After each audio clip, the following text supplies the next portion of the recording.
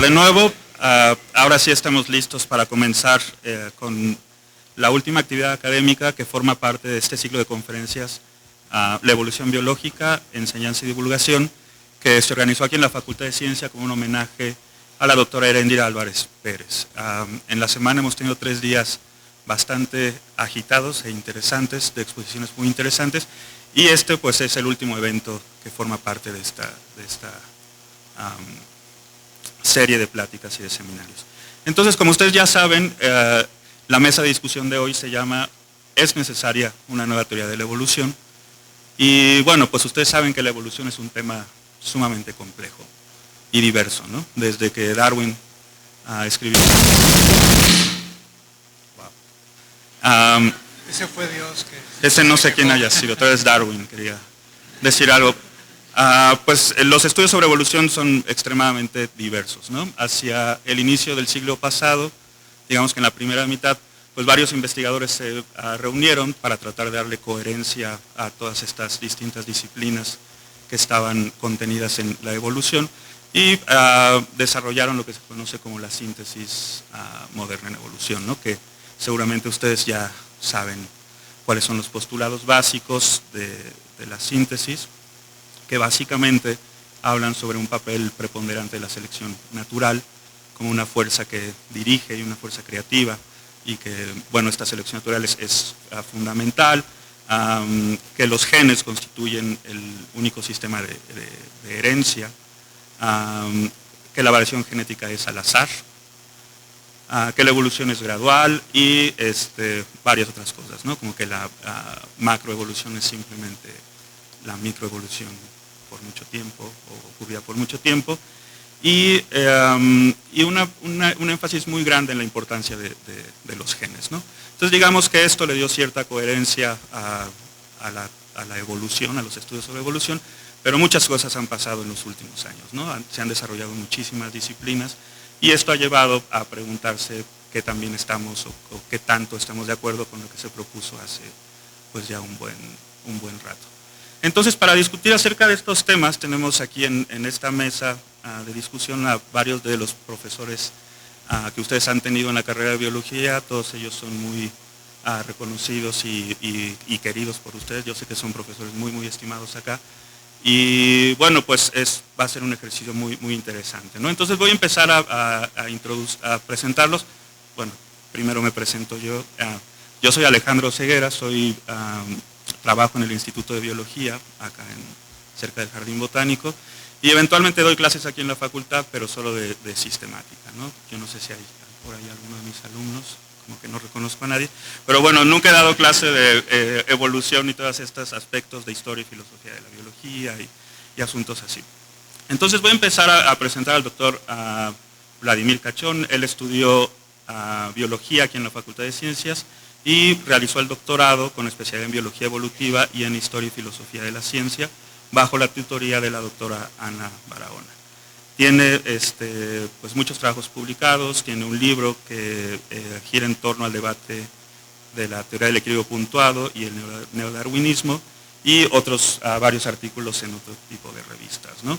También participa en congresos, muchos relacionados con estos mismos temas, historia, filosofía de la biología, y bueno, es autor junto a Francisco Ayala, un autor muy, muy, muy famoso, y Ana Barahona, de uno de los capítulos del Oxford Handbook of Philosophy of Biology. Y también realizó un estudio postdoctoral en la Universidad de Queensland en Australia, y donde estudió algo de biología de la conservación. Muchas gracias por estar aquí. El otro expositor es el doctor Álvaro Chaos, y él pues obtuvo su doctorado en el Instituto de Ecología de aquí de la universidad, y después realizó una estancia postdoctoral en el C3, que es el Centro de Ciencias de la Complejidad, un centro relativamente nuevo aquí en la universidad. Y él pues ha publicado varios libros, es muy reconocido su labor de divulgación de la ciencia, tiene unos textos que se han vuelto famosos, ¿no? Como Cazadores de Monstruos, que está editado por la Universidad Autónoma de la Ciudad de México en 2012, y ganó el cuarto Premio Nacional de Divulgación de la Ciencia a Juan Oyarzábal. Otra de sus libros es Hay un dinosaurio en mi sopa, del Fondo de Cultura Económica en 2014, y también es ganador del segundo Premio Internacional de Divulgación de la Ciencia, Ruy Pérez Tamayo. Y ha sido columnista en periódicos como el Excelsior. Obviamente también tiene otros capítulos de libros y artículos más especializados. Y bueno, se especializa en la teoría evolutiva desde un punto de vista de los sistemas complejos, el caos y la autoorganización. Muchas gracias.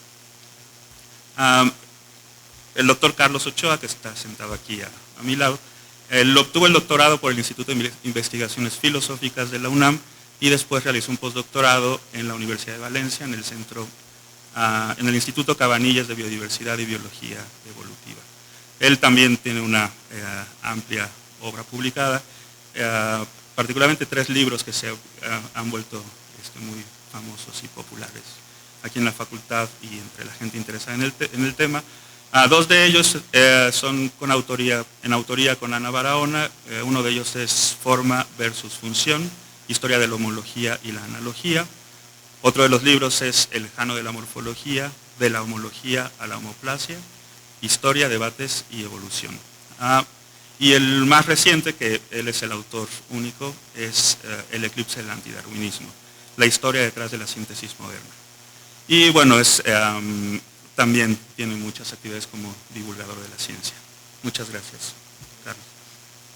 Y por último tenemos a Amadeo Estrada. Él actualmente está por concluir su doctorado. Y también tiene una vasta obra publicada, artículos de investigación básica y divulgación en el área de la biología. Pues también ha trabajado en el Instituto Mexicano de la Radio, donde ha dirigido programas de ciencia por mucho tiempo, entonces es una persona que habla muy bien acerca de estos temas. Y su trabajo actual es sobre las dificultades en la investigación en torno a LUCA, ¿no? Last Universal Common Ancestor, y acerca de árboles de la vida o redes de la vida.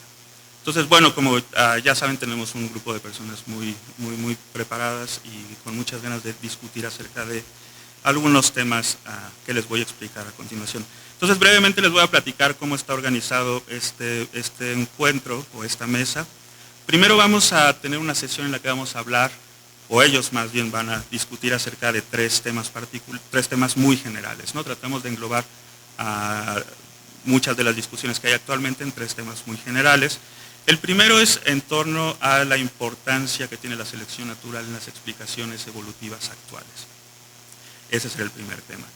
El segundo gira en torno a la macroevolución y la microevolución, ¿no? Esto que les comentaba al principio.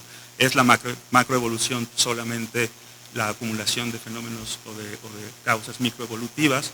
Y el tercer punto que queremos desarrollar es si la definición de evolución como frecuencia en cambios en las frecuencias alélicas es correcta, es suficiente y es útil para lo que se está haciendo hoy en evolución. Entonces, estas son las 3 grandes temas, preguntas que van a dirigir la discusión del día de hoy. Piensen un poco acerca de estas 3 cosas, es la importancia de la selección natural, micro y macroevolución, si son lo mismo, y lo último es evolución como cambio en frecuencias alélicas. Si a alguien se le ocurre algún tema que no esté contenido aquí, que les gustaría que se discutiera, pueden decirnos y ahorita mismo lo arreglamos, y si no, pues saldrá un poco más tarde, ¿no? No sé si alguien tenga algún tema que les gustaría incluir. Bueno, seguimos.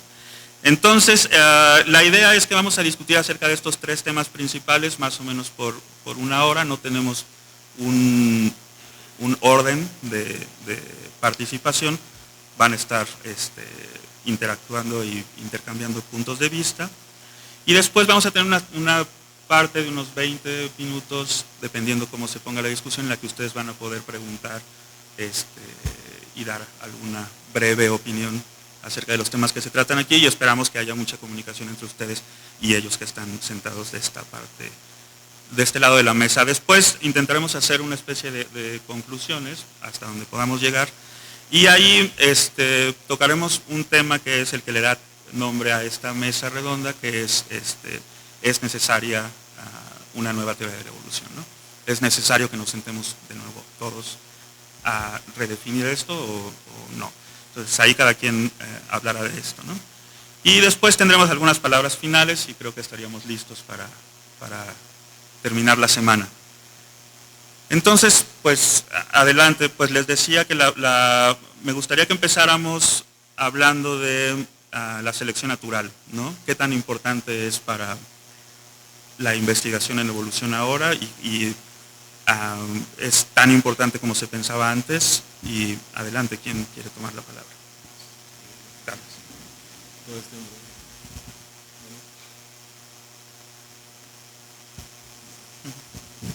Hola, ¿qué tal? Pues muchas gracias por su asistencia. Quiero empezar hablando un poco sobre cómo surgió la teoría evolutiva en general. Creo que es muy importante destacar el papel de Darwin, ¿sí? En 1859, cuando él desarrolló, propuso un mecanismo para poder explicar la evolución, pero también al mismo tiempo intentaba explicar la adaptación y digamos que la teoría que desarrolló, que estructuró Darwin, simboliza o significa que el mecanismo de la selección natural es el más importante. Cuando nos referimos a esto que es más importante, tenemos que ver ciertas cuestiones como es la naturaleza de la variación. Entonces, bueno, los teóricos evolutivos hemos estado estudiando precisamente qué es el comportamiento de la variación. Y bueno, lo que discutimos los teóricos es que hay dos puntos importantes sobre esto, ¿no? Uno es que la variación tiene que ser aleatoria o nosotros decimos isotrópica, o sea que no tiene una dirección preferente. Y el segundo punto sería que la variación tiene que ser pequeña en amplitud o continua. Entonces esto da cuenta que la evolución es gradual. Entonces cuando pensamos que la evolución es gradual es que una población, al surgir una nueva población, esta en algún momento, durante bastante tiempo, se va a convertir en una especie distinta, o al menos, como dicen ahora, no se va a reproducir con una población original, ¿no? Entonces, bueno, estos dos puntos de la variación son muy importantes de la teoría. Entonces creo que ahí en las discusiones que tenemos en la actualidad, es que a veces este comportamiento de la variación no es digamos, no, se vienen ciertos puntos, ¿no? Porque lo que hemos descubierto es que las variaciones no son aleatorias, no del todas, algunas probablemente sí, pero siempre hay tendencias en la variación. Y el otro punto es que generalmente también la selección puede actuar sobre cambios bruscos. Sí, esto viola el punto de que la variación es continua. Entonces, creo que ahí el punto importante que me gustaría pues, discutir es que la selección, bueno, sí es un proceso importante, ¿no? De la evolución, pero puede actuar de diferentes maneras y teniendo en cuenta esto, pues quizá también hay otros procesos que son igualmente importantes y bueno, otro punto sobre todo estas discusiones es que hay diferentes niveles en las cuales actúa la selección natural. Entonces, si es a nivel de poblaciones o si es a nivel de especies, que son algunas de las discusiones que se han estado dando. Entonces, lo que yo puedo decir es que sí, la selección natural es un proceso muy importante, pero hay otros procesos igual de importantes, ¿no? Y que esto no le quita méritos al mecanismo, sino más bien que es muy complicado o es más complejo, ¿no? De lo que se propuso desde los inicios de la teoría. Bueno, gracias. Bueno, entonces Carlos dice que la selección natural es importante, pero que hay otros fenómenos igualmente importantes, ¿no? No sé qué piensan ustedes. Claro. Hola, buenas tardes, ¿se escucha? Sí, ok. Bueno, yo quisiera proponer que no perdamos el tiempo en un debate de definiciones, porque entonces no vamos a llegar muy lejos. Entonces, por ejemplo, en cuanto a si es importante o no la selección natural, pues no sé, depende de lo que para cada quien sea importante. ¿Es importante o no la música en la vida de cada quien? Para algunos será muy importante y para otros no. Entonces no es una pregunta relevante si es importante o no es importante. Yo diría que lo que es relevante es de qué es responsable la evolución por selección natural y ya cada quien que decida si eso le parece importante. Y la selección natural es el único mecanismo que se ha descubierto que es capaz de explicar el desarrollo o la evolución de las adaptaciones. Nadie ha podido explicar cómo surgen las adaptaciones que no sea Darwin con su mecanismo de selección natural. Si alguien cree que las adaptaciones no son importantes, pues está en todo su derecho.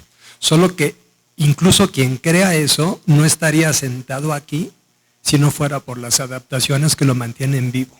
Todos los organismos, si pueden vivir y prosperar y dejar descendencia en un ambiente dado, lo logran porque tienen adaptaciones.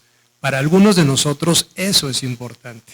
Pero insisto, no se trata de darle o no el calificativo de importante. Lo importante, ya estoy contradiciéndome, lo relevante es que la selección natural es la única manera que tenemos, y la mejor hasta el momento, de explicar cómo surgen las adaptaciones. Y los que vemos la biología con ojos, digamos, ecológicos, nos maravillamos ante las adaptaciones.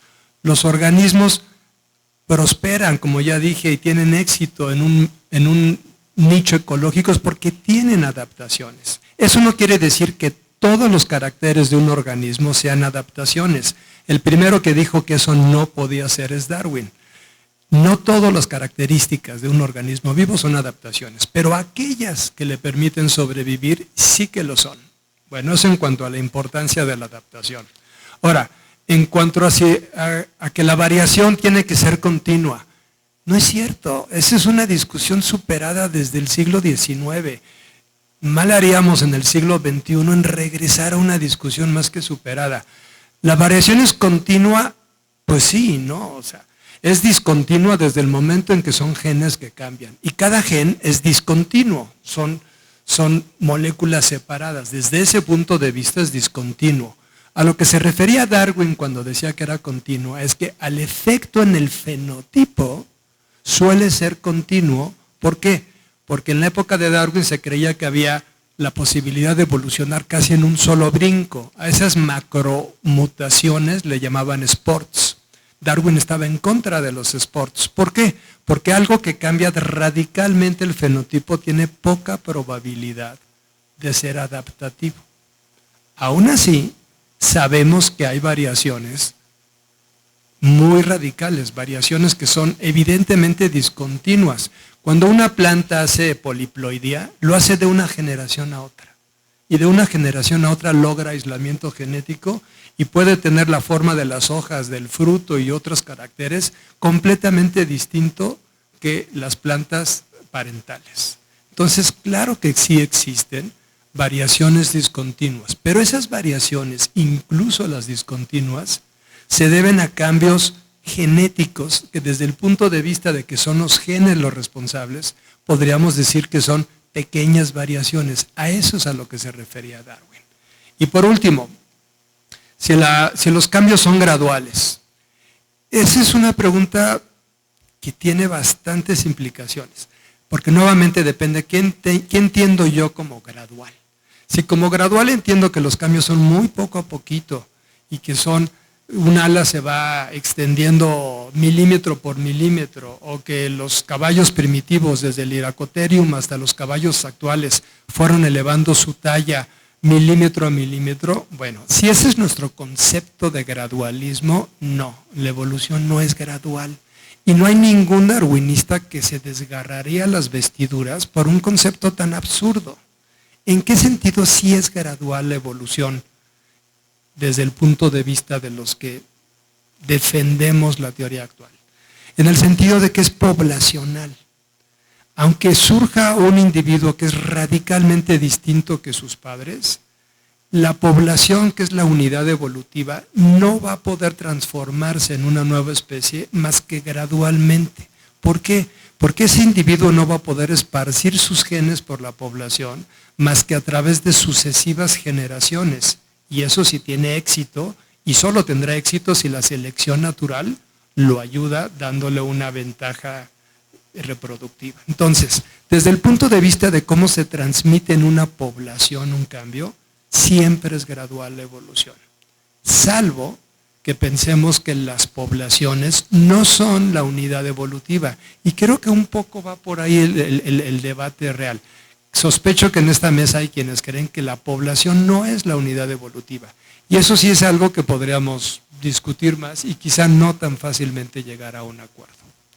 Bueno, le cedo la palabra a quien quiera. Sí, pues sí, no sé si necesariamente tendremos que llegar a un acuerdo, pero estaría bien. ¿Quién se anima a hablar? Amadeo. Bueno, pues gracias por su asistencia, gracias Alejandro por la moderación.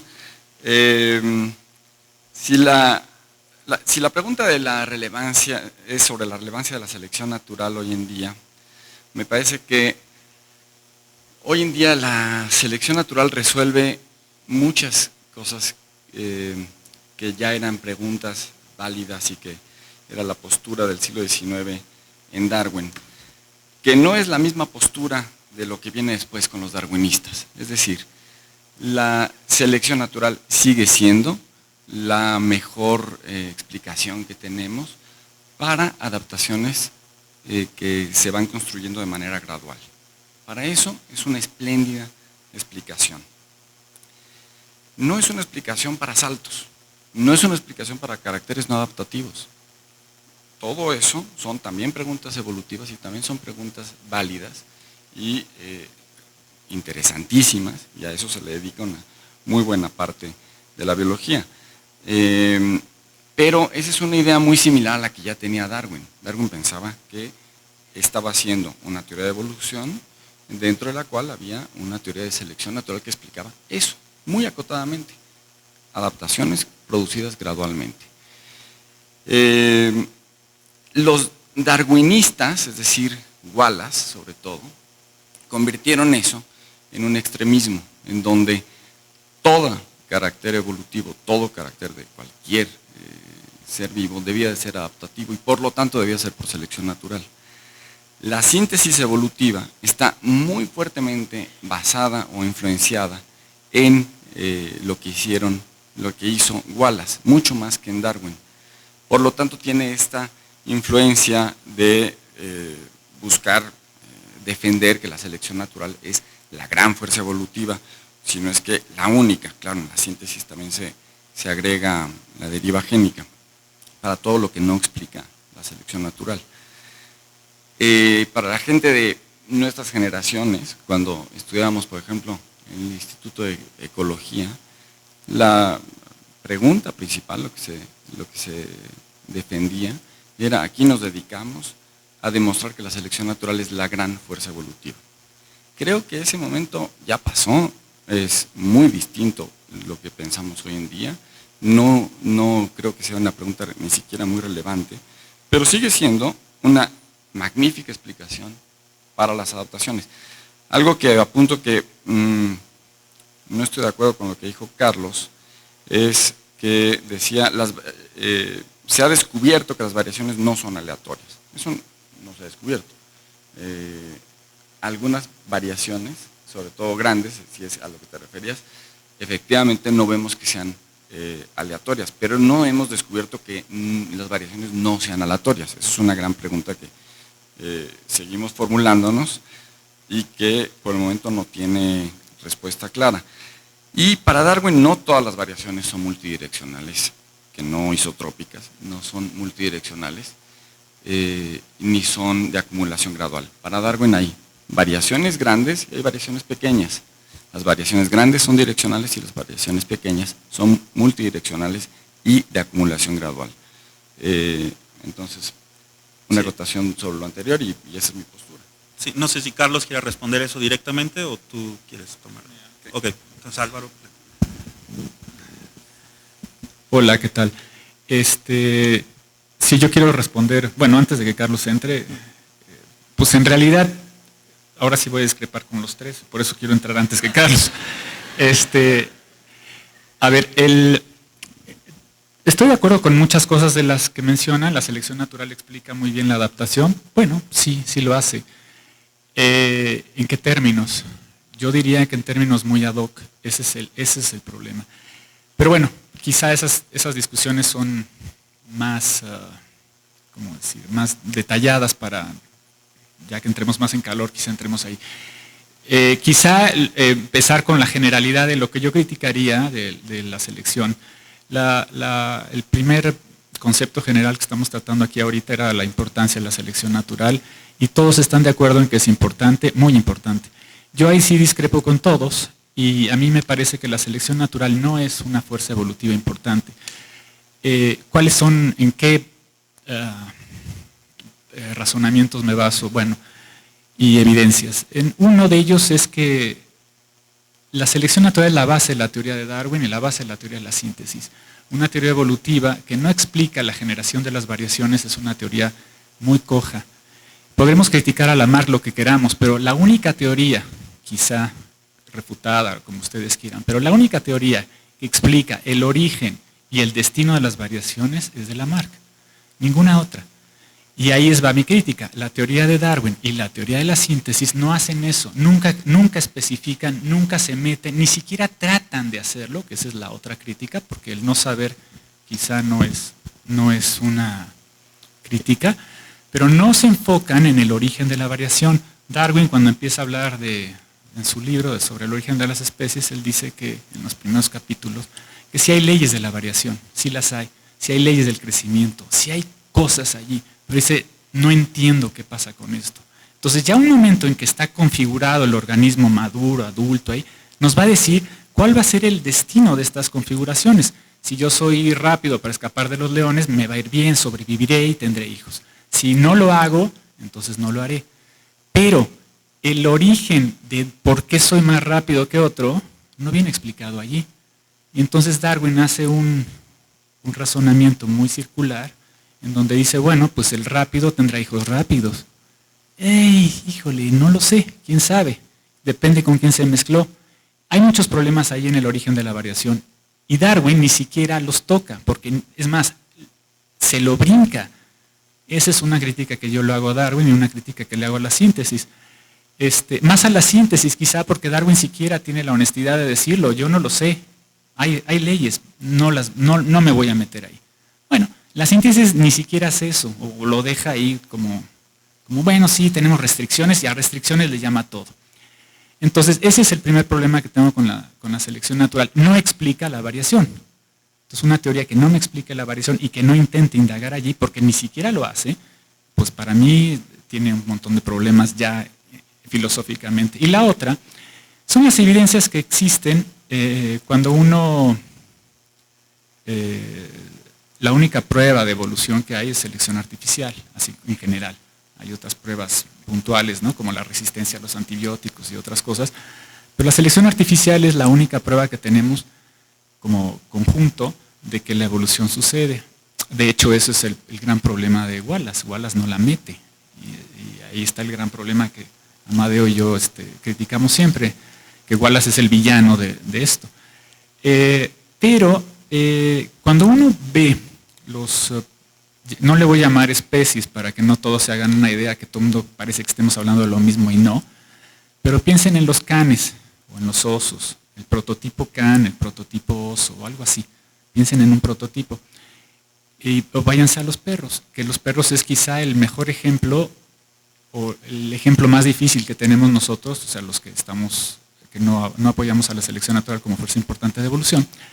¿Qué pasa con los perros? Todos los criadores de perros, cuando ustedes están haciendo razas de perros, llega un momento en que ya no pueden modificarle más. Es decir, como que el prototipo tiene cierta flexibilidad, el de los perros es quizá el más flexible, al menos que conocemos.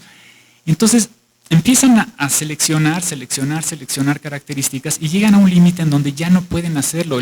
El perro como tal ya no funciona, no respiran, no caminan, tienen problemas de columna, ya hay que ayudarlos a parir, ¿no? Y entonces, ¿qué es eso? Pues ya es algo que no existiría en la naturaleza.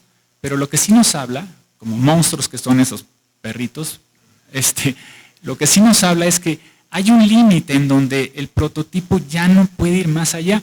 Bajo la teoría de la gradualidad y la síntesis y Darwin, eso no tendría límites y las especies son tan maleables como sea.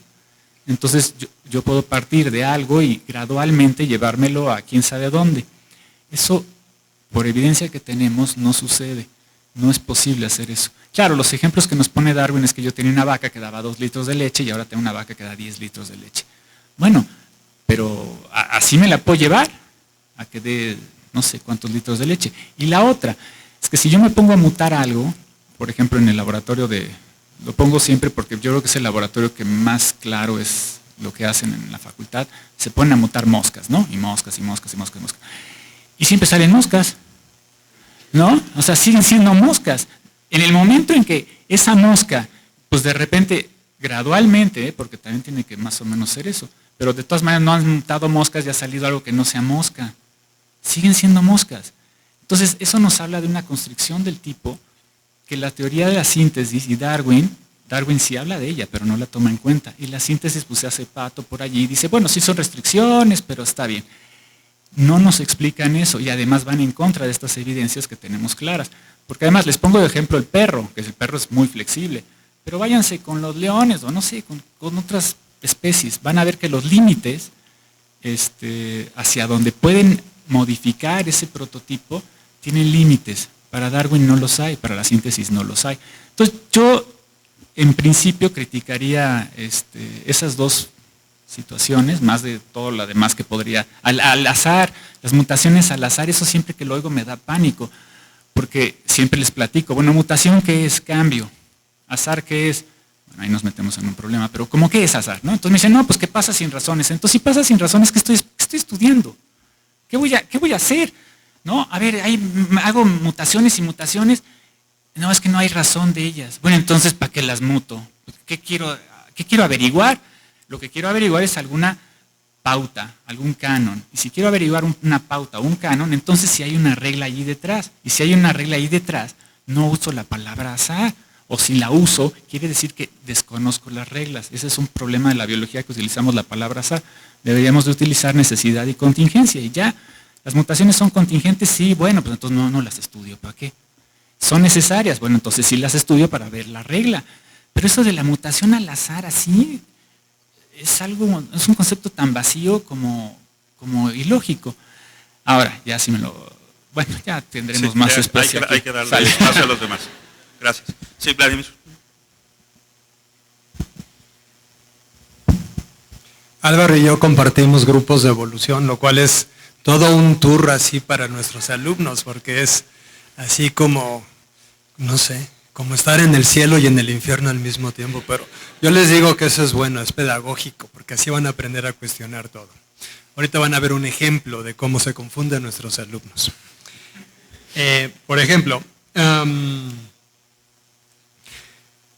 la teoría de Darwin, como dice bien Álvaro, no explica el origen de la variación. Es verdad, no lo explica porque Darwin no tenía ni idea, pero tuvo la sagacidad y la inteligencia de entender que aunque no comprendiera el origen de la variación, sí podía comprender cómo se daba la evolución una vez que aparecía la variación.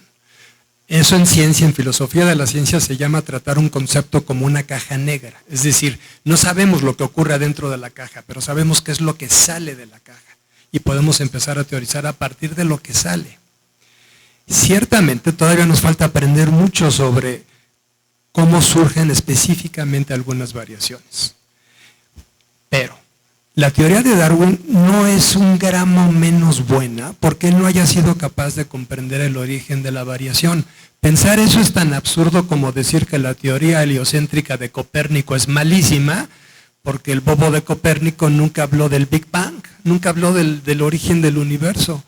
O que la teoría, para los que son físicos, la teoría estándar también es malísima porque no previó la materia oscura o la energía oscura que ahora se está investigando.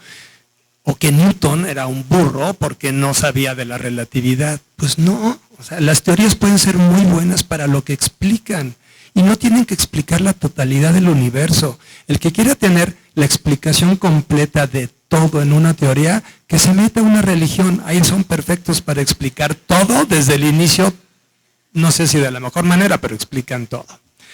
Entonces, ahora, que Darwin no haya explicado el origen de la variación no quiere decir que el día de hoy, en el siglo XXI, tampoco sepamos de dónde viene. Hace más de un siglo que Thomas Morgan la explicó. El origen de la variación son las mutaciones. Y las mutaciones en genes específicos pueden tener efectos impredecibles en el fenotipo. Esas mutaciones ocurren por azar. Ya sé que el azar puede producir cierta urticaria en algunos aquí en la mesa. Y nuevamente, a mí no me gustaría pelearme por el significado de la palabra azar porque vamos a perder el tiempo. Para Álvaro, evidentemente, azar, lo acaba de decir, quiere decir desconocimiento o ausencia de causas. Bueno, si eso fuera el azar, yo estaría completamente de acuerdo con él. Ese tipo de azar no existe. Pero el azar en el siglo XXI significa otras cosas. O sea, ¿por qué nos peleamos por el significado de las palabras? Si no le quieren llamar azar y le quieren llamar espiroquisis, perfecto. Entonces, lo importante es que existen efectos y existen fenómenos aleatorios. Si les queremos llamar azar o no, me da igual, pero son aleatorios. No es posible cuando un hombre y una mujer tienen sexo determinar cuál de los 2 millones de espermatozoides que vació en ella va a ser el que llegue al óvulo. Y el que llegue al óvulo va a ser por azar. Y a lo mejor alguien me dice, no, si supiéramos las mitocondrias que hay en cada uno de los flagelos de los espermatozoides, si supiéramos exactamente el relieve del útero y de las trompas de falopio, podríamos predecir perfectamente cuál espermatozoide llega. Bullshit, tonterías, no es cierto, imposible. Eso es aleatorio. Para empezar, la mitad de los espermatozoides se van a dirigir a la trompa de falopio equivocada. Y no es porque sean tontos, porque no piensan. Simplemente es por mala suerte. Se fueron al camino equivocado. Es imposible saber qué espermatozoide va a ser el que finalmente fertilice un óvulo. Y no olvidemos que ese espermatozoide es el que lleva los genes, el que lleva las características. Puede ser que una característica extraordinaria se pierda por puro azar en la primera generación, simplemente porque el espermatozoide que llevaba ese alelo no fue el que fertilizó al óvulo. Esa es una de las bases de la deriva génica. Entonces, claro que existe el azar. Y el azar no se puede excluir de las explicaciones evolutivas ni de las explicaciones científicas. Lo más que podemos hacer es calcular probabilidades. Pero no podemos ser tan deterministas. Ese determinismo a ultranza es cuasi religioso. No, el azar existe, pero también existen marcos de probabilidad. Y bueno, finalmente, para no monopolizar el micrófono, este ejemplo de los perros y de los leones, me voy a ir más con los leones. Los leones son descendientes de un felino que se originó de acuerdo a lo que indica la biogeografía y a los estudios genéticos, en Asia Central. Ese felino se convirtió en lo que actualmente son los tigres, los leones, los leopardos, los jaguares y muchos otros felinos del género Pantera y, mejor dicho, de la familia Felidae. Entonces, eso de que una mosca solo da moscas, no. Con suficiente tiempo, una mosca puede dar mucho más que moscas. Y con suficiente tiempo, un león puede convertirse en muchas otras especies. Si lo queremos juzgar en el reducidísimo tiempo en el que vivimos los humanos, pues sí, un león solamente va a dar leoncitos, pero no podemos ver la evolución con un marco tan restringido. Ok, le cedo el micrófono. Sí, bueno, podríamos seguir comentando un poco esto, pero tal vez podríamos movernos hacia la segunda pregunta de la micro y macroevolución. Entonces, ¿quién se anima a hablar? Carlos. Aprovecho también para la réplica. Bueno, primero la unidad evolutiva, vamos a decir, la poblacional. Generalmente muchos neodarwinistas piensan que cuando uno piensa en saltos en la evolución, solamente estamos hablando a nivel de individuo, ¿no? Porque generalmente un individuo es el que presenta ciertas teratologías, monstruosidades, y bueno, se piensa que no es a nivel poblacional, ¿no? Porque debe de haber como 2 individuos con la misma variación para que ésta pueda trascender a través de las generaciones. Y sí, lo que hemos estado postulando teóricamente es de que pueda haber muchos individuos con una variación lo suficientemente grande como para dejar de ser perritos o dejar de ser del género Pantera, para tomar otra vez lo que ya habíamos discutido.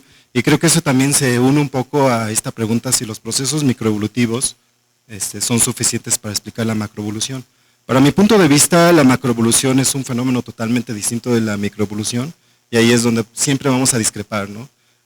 También con estas cuestiones, cuando hablamos de variaciones continuas, incluso variaciones aleatorias, para no llamarles azarosas o isotrópicas, y siempre es un problema de niveles, ¿no? Y un ejemplo pues, muy claro es que, por ejemplo, podemos hablar de variaciones genéticas aleatorias, pero esas no son necesariamente la traducción de las variaciones fenotípicas, que estas pueden desencadenar pues, en eventos, cambios abruptos. Por ejemplo, podemos tener sí cambios pequeños a cierto nivel, pero en otros niveles se expresan de una manera diferente. Y creo que ese es un punto muy importante en donde nosotros podemos destacar entre esta diferencia de microevolución y macroevolución. Y entonces, teniendo en cuenta esa diferencia, podemos decir que una unidad, si la población es una unidad evolutiva, podemos también hablar que las especies es otra unidad evolutiva, e incluso podemos irnos más allá, lo que yo llamo categorías taxonómicas superiores, que es arriba de especie, pues bajo este punto de vista también pertenece al reino de la macroevolución. Entonces, tenemos dos tipos de explicaciones. Una explicación, para mi punto de vista, es donde cabe el darwinismo, puede explicarnos la evolución gradual. Sí, por gradual me estoy refiriendo a lo que decía Vladimir hace rato, de que en algún momento el género Panthera puede, o los leones, ¿no? En algún momento pueden ir cambiando hasta convertirse en otra cosa. Y en este punto estoy de acuerdo con Álvaro, puesto que las moscas siempre van a ser moscas, quizás los leones siempre van a ser leones, y entonces necesitamos fenómenos especiales para que podamos brincar de un tipo hacia otro. Entonces muchos no dan mucha confianza en este tipo de explicaciones, pero pues así es la ciencia. Si la ciencia fuera dogmática, nos quedaríamos siempre con el neodarwinismo, y incluso decir que el único mecanismo que nos explica las adaptaciones es la selección natural.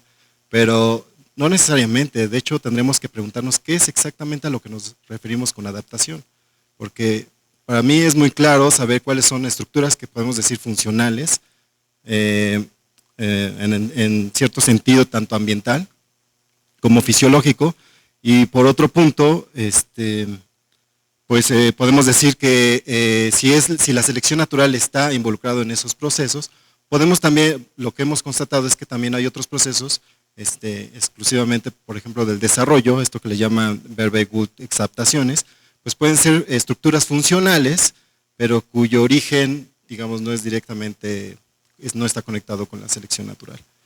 Entonces, bueno, para no quedar con... Sí, bueno, gracias, Carlos. Creo que Amadeo.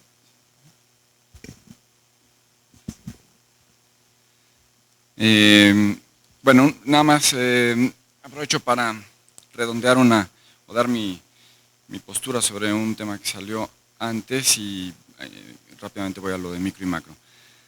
El problema del azar es un problema metafísico, filosófico, sobre el cual no se puede hacer una aseveración, pero sí lo tomamos como una hipótesis de trabajo sobre la cual tomamos una postura metafísica y hacemos hipótesis de trabajo, pero nunca lo vamos a resolver empíricamente.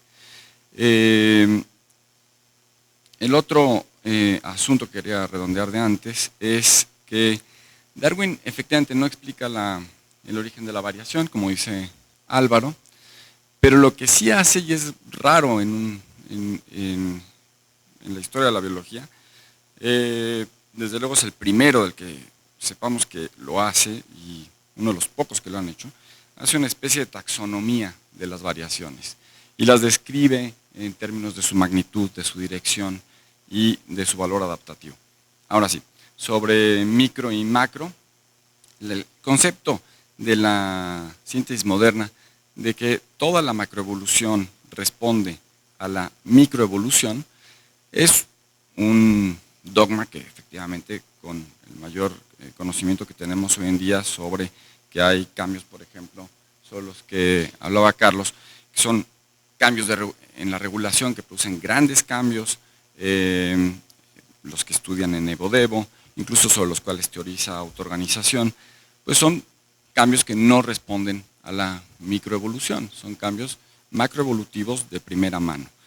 Ahora, ahí hay que distinguir claramente cuáles son las preguntas, porque tenemos muchas preguntas distintas que resolver, y eso no niega tampoco que la microevolución sí pueda dar una acumulación muy importante y que pueda dar resultados macroevolutivos. Si macroevolución, y ahí tenemos un problema de definición, si macroevolución se define a nivel de especie para arriba, bueno, todas las distintas formas de perros están muy mal taxonomizadas. Si ustedes ven un Empidonax difficiles y un Empidonax flavescens, pues son muchísimo más parecidos que un chihuahueño y un gran danés. Y sin embargo son de especies distintas. Hemos tenido una flojera intelectual enorme en biología para hacer una taxonomía de las formas domésticas, pero hemos hecho enormes cambios en las formas domésticas. Efectivamente, también, estoy de acuerdo con lo que decía Álvaro, eso no nos da muestra de que podamos cambiar digamos, los prototipos, los grandes rasgos o los planos generales. En eso estoy de acuerdo, es una gran pregunta todavía, no la hemos resuelto. Podríamos dar cambios generales, cambios de Pauplan, de planos generales, solo por selección natural, no lo sabemos. Sin embargo, los cambios que tenemos en las formas domésticas son realmente muy notables, muy notables, y nos da una posibilidad de hipotetizar que sí se podría. Bueno, eso creo que eso es, con eso terminaría. Sí. Sí, Álvaro, creo que abriste muchas ventanas en tu participación pasada. Si quieres hablar, sí. Bueno, es que ya se me hizo pelotas esto. Bueno, el primer asunto sobre la aleatoriedad, ya no voy a entrar nada más ahí, solo quiero decir pues una situación. Usamos la probabilidad, yo nada más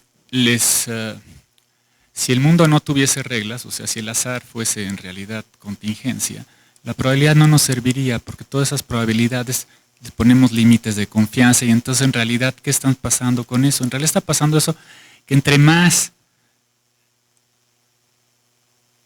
repitamos algo, ¿qué queremos hacer con eso? Queremos determinar algo. No estamos explicando el fenómeno, pero sí estamos determinando los resultados. Y los resultados, gracias a la estadística, a la probabilidad, sabemos que cuando tenemos varios intentos de lo mismo, podemos predecir eso. Entonces, ¿por qué podemos predecir eso? Si hay pura contingencia en el mundo. Pues en realidad no, en realidad la probabilidad nos demuestra que hay algo ahí detrás regular. Pero bueno, una vez más, exacto, la decisión si el azar o existe necesidad o contingencia, pues es algo metafísico y ya va hacia otro lado.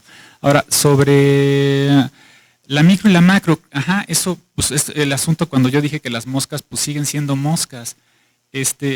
Yo no creo que lo que dice la teoría para la síntesis es que no existe la macroevolución. De hecho, la palabra macroevolución, a nosotros nos educan bajo el paradigma de la síntesis. Si nos educan bajo el paradigma de la síntesis, la palabra macroevolución no deberíamos ni conocerla. Entonces quiere decir que ahí, además en la enseñanza, hay una contradicción. Porque si yo soy un sintético, no voy a usar la palabra macroevolución. Lean los libros de los sintéticos. Nunca existe la palabra macroevolución porque dicen que es microevolución acumulada. Y entonces, bueno, ¿qué hacemos con esto? ¿No? De hecho, ellos no la proponen. Micro y macro no viene de un sintético. No va por allí. Entonces yo también estoy de acuerdo con Carlos en que lo que explica que nosotros seamos diferentes aquí, que nosotros tengamos diferente peso, estatura, talla, rasgos. Nadie de aquí es igual a nadie, pero todos somos humanos. Eso es un tipo de variación, pero ese tipo de variación no es el tipo de variación que a mí me va a explicar el por qué nosotros, o bueno, por qué un mono hace miles de años divergió o especió, como le quieran decir, y configuró todos los grupos de monitos que hay hoy. La idea de la síntesis es que eso fue gradualmente. Es más, no podríamos determinar, si viésemos la evolución, no podríamos saber cuándo el monito original se convirtió en el monito de hoy, en los monitos de hoy. Eso es una cosa muy diferente a la variación que observamos en la población. Los cambios que hay en la población es un tipo de variación, es un tipo de evolución, si quieren verlo de esa manera. Por eso es micro. Los cambios que me hacen que un humano sea otra cosa o que una mosca sea otra cosa, eso es macro. También estoy de acuerdo con Carlos ahí en que eso no me lo explica la síntesis y no me explica la continuidad. Como dice Amadeo, pues no lo sabemos, sí, no lo sabemos exactamente, entonces estoy de acuerdo con ellos. Y el sentido es que pues hay que buscar estas causas, pero no en la variación individual, sino en las variaciones entre, llamémosle especies. Y la última, no, pues ya no hay última, esa era todo. Sí, Vladimir, seguro tienes algo que decir. Siempre hay algo más que decir. Bueno, como ustedes van a salir seguramente muy confundidos de aquí del auditorio, yo lo que les recomiendo es que lean, o sea, no nos crean. A lo mejor los 4 locos que estamos aquí tenemos ideas muy extrañas, pero lean, infórmense por ustedes mismos, fórmense un criterio leyendo. Eso es lo que más me gustaría a mí transmitirles. Por ejemplo, dice Álvaro que la palabra macroevolución y la usaron los sintéticos. Bueno, saquen libros de Ernst Mayr, uno de los artífices de la nueva síntesis, y van a encontrar la palabra macroevolución por lo menos 30 veces si sacan, por ejemplo, el de la evolución del pensamiento biológico. Si sacan un libro de George Gaylord Simpson, otro de los arquitectos de la nueva síntesis, van a encontrar la palabra macroevolución. Entonces, no es cierto, Álvaro, sí que usan la palabra macroevolución. En todo caso, podemos discutir que la pueden usar en un sentido distinto. La palabra macroevolución es una palabra que no se ha definido nunca de una manera que haya un consenso, pero de manera general se utiliza como la evolución arriba del nivel de especie.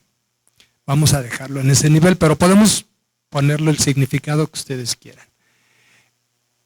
La discusión de si la macroevolución queda totalmente explicada con la microevolución es una discusión en la que yo creo que ni siquiera vamos a disentir.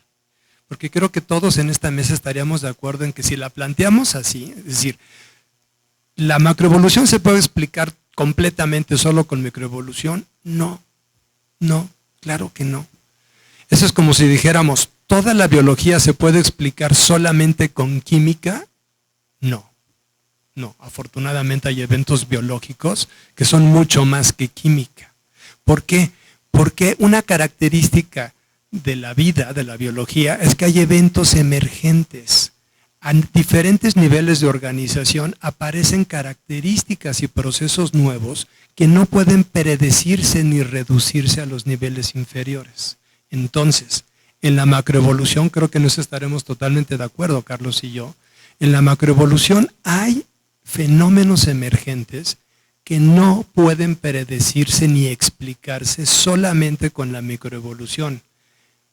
Pero ese no es el punto. El punto es que todo lo que ocurre en la biología es congruente con lo que sabemos de química. No hay eventos biológicos que rompan nuestro conocimiento de la física o de la química, a pesar de que en biología hay eventos emergentes. Lo mismo ocurre con la macroevolución. Hay eventos macroevolutivos emergentes a diferentes niveles, pero ninguno contradice la microevolución. De la misma forma que la biología no contradice la química. Y a eso es a lo que se refiere la nueva síntesis. Y ya una última cosa. Si vamos a criticar a la nueva síntesis como lo que dijeron en 1930 y tantos Ernst Mayr, Simpson y Dobzhansky, pues estamos perdiendo el tiempo porque la teoría ha ido evolucionando. Entonces, pelearnos contra una foto de hace ya casi 100 años es un poco absurdo. La teoría evolutiva es una teoría dinámica y ha ido incorporando muchos conocimientos nuevos. Insisto, Copérnico no está equivocado porque no habló del Big Bang. La nueva síntesis se hizo en los años 30 del siglo XX. Hay muchísimas cosas que se han incorporado después. Querer armar una discusión sobre lo que solamente publicaron en el momento en que se publicó la nueva síntesis es un poco hacer un hombre de paja, es hacer trampa, es un argumento retórico. Hablemos de lo que es la nueva síntesis el día de hoy. Y el día de hoy la nueva síntesis ha ido incorporando muchos conocimientos nuevos que por supuesto no se conocían en la década de los años 30 y 40, cuando se fraguó la nueva síntesis. Bueno, Hasta ahí. Sí, aquí Vladimir creo que ya se está saltando hacia las conclusiones de la mesa de debate. Está bien, pero bueno, vamos a intentar enganchar de lo que estamos hablando ahora con la última pregunta, que es el último tema, que es evolución como cambio en las frecuencias aléricas, ¿no? Sí, ahorita le toca a Carlos. No, yo no. Quería, antes de, si quieren, de entrar a eso, solamente una pequeña aclaración. Sí, tienes razón, Vladimir, o sea, en la síntesis sí se dijo que los procesos, bueno, no todos, de hecho, Simpson sí hablaba hasta de mega evolución, ¿no? Creo que fue el único que podemos excluir en esto, pero lo que dicen los demás es que la macroevolución sí es una ilusión, y que podemos explicarlo todos hasta a la micro. También coincido con Vladimir de que eso es pues algo que se dijo hace mucho tiempo y que creo que hoy en día cualquier darwinista pues es difícil que lo sostenga, ¿no? Lo que dice Vladimir es que hay procesos macroevolutivos, por ejemplo patrones macroevolutivos para ser específicos, como procesos como la selección de especies, que es un argumento que han hecho muchos paleontólogos. Lo que ellos dicen es que la selección de especies es un mecanismo distinto a la selección natural de la microevolución, ¿no? Entonces lo que dicen es que las especies actúan como individuos evolutivos, como nosotros a la microevolución, nosotros somos individuos en la microevolución, y en la macroevolución son las especies. Generalmente esas son algunas de las discusiones que se han estado llevando a cabo, digamos que se han complementado, incluyendo el equilibrio puntuado, que lo que dice el equilibrio puntuado es, hay patrones en la historia de la vida de la historia de la vida de la especie, que son muy bien reconocidos en los estratos, ¿no? Que las especies surgen, digamos que aparentemente de manera repentina, pero tienen una explicación microevolutiva, ¿no? Entonces aparecen, se mantienen y desaparecen. Es lo que dicen, pero cuando tratan de explicar la macroevolución con respecto a los mecanismos, son los mismos que la microevolución. Entonces, el tercer esquema sería decir que la macroevolución y la microevolución están totalmente separadas y que hay procesos exclusivos de la macroevolución, como por ejemplo saltos, ¿sí? Y que coincido con Álvaro, creo que Álvaro también ha hecho mucho hincapié sobre eso, que cuando hablamos de la macroevolución es exclusivamente ese punto, ¿no? Ese punto teórico. Entonces, más bien, una pregunta que podía hacerles en general, y quizá también Vladimir puede ayudarnos, en si es esto lo que realmente, o sea, si la macroevolución, ¿qué se podría entender como la macroevolución? En ese sentido, ¿crees que sea, por ejemplo, que se necesite hacer una separación clara entre una y otra? No creo que sea necesaria una separación así radical, pero creo que ayuda, creo que es una separación, digamos, más de carácter pedagógico que real. Pero tampoco tengo ningún problema si se hace. A mí me preocuparía que dijéramos que lo que pasa en la macroevolución no tiene nada que ver con la microevolución. Eso sí me preocuparía. Y no creo que eso sea cierto. Pero si sirve para explicar que hay fenómenos emergentes en diferentes niveles de organización, pues bienvenida, puede ser una herramienta explicativa útil.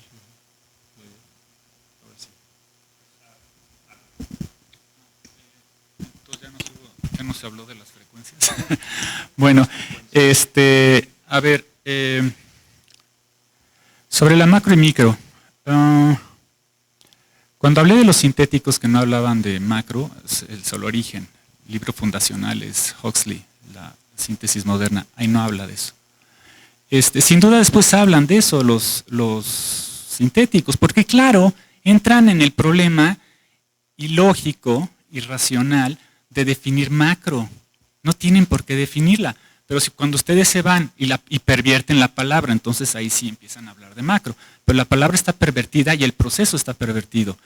Cuando la gente habla de micro y macroevolución, está haciendo referencia a dos procesos evolutivos diferentes. Si apoyamos eso o no lo apoyamos, pues cada quien. Pero no es lo mismo. En cambio, los sintéticos utilizan la palabra macro y se refieren a selección natural.